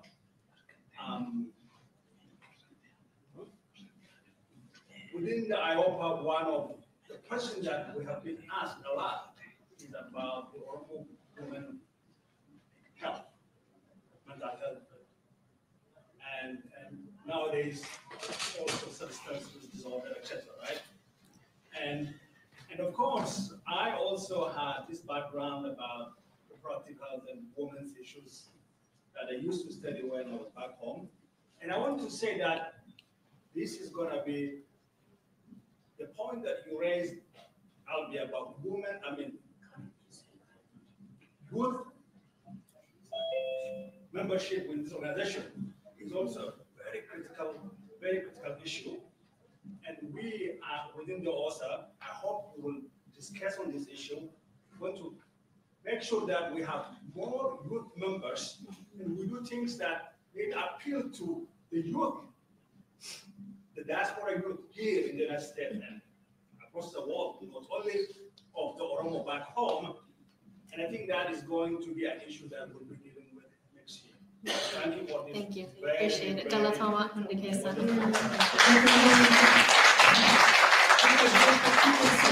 wonderful-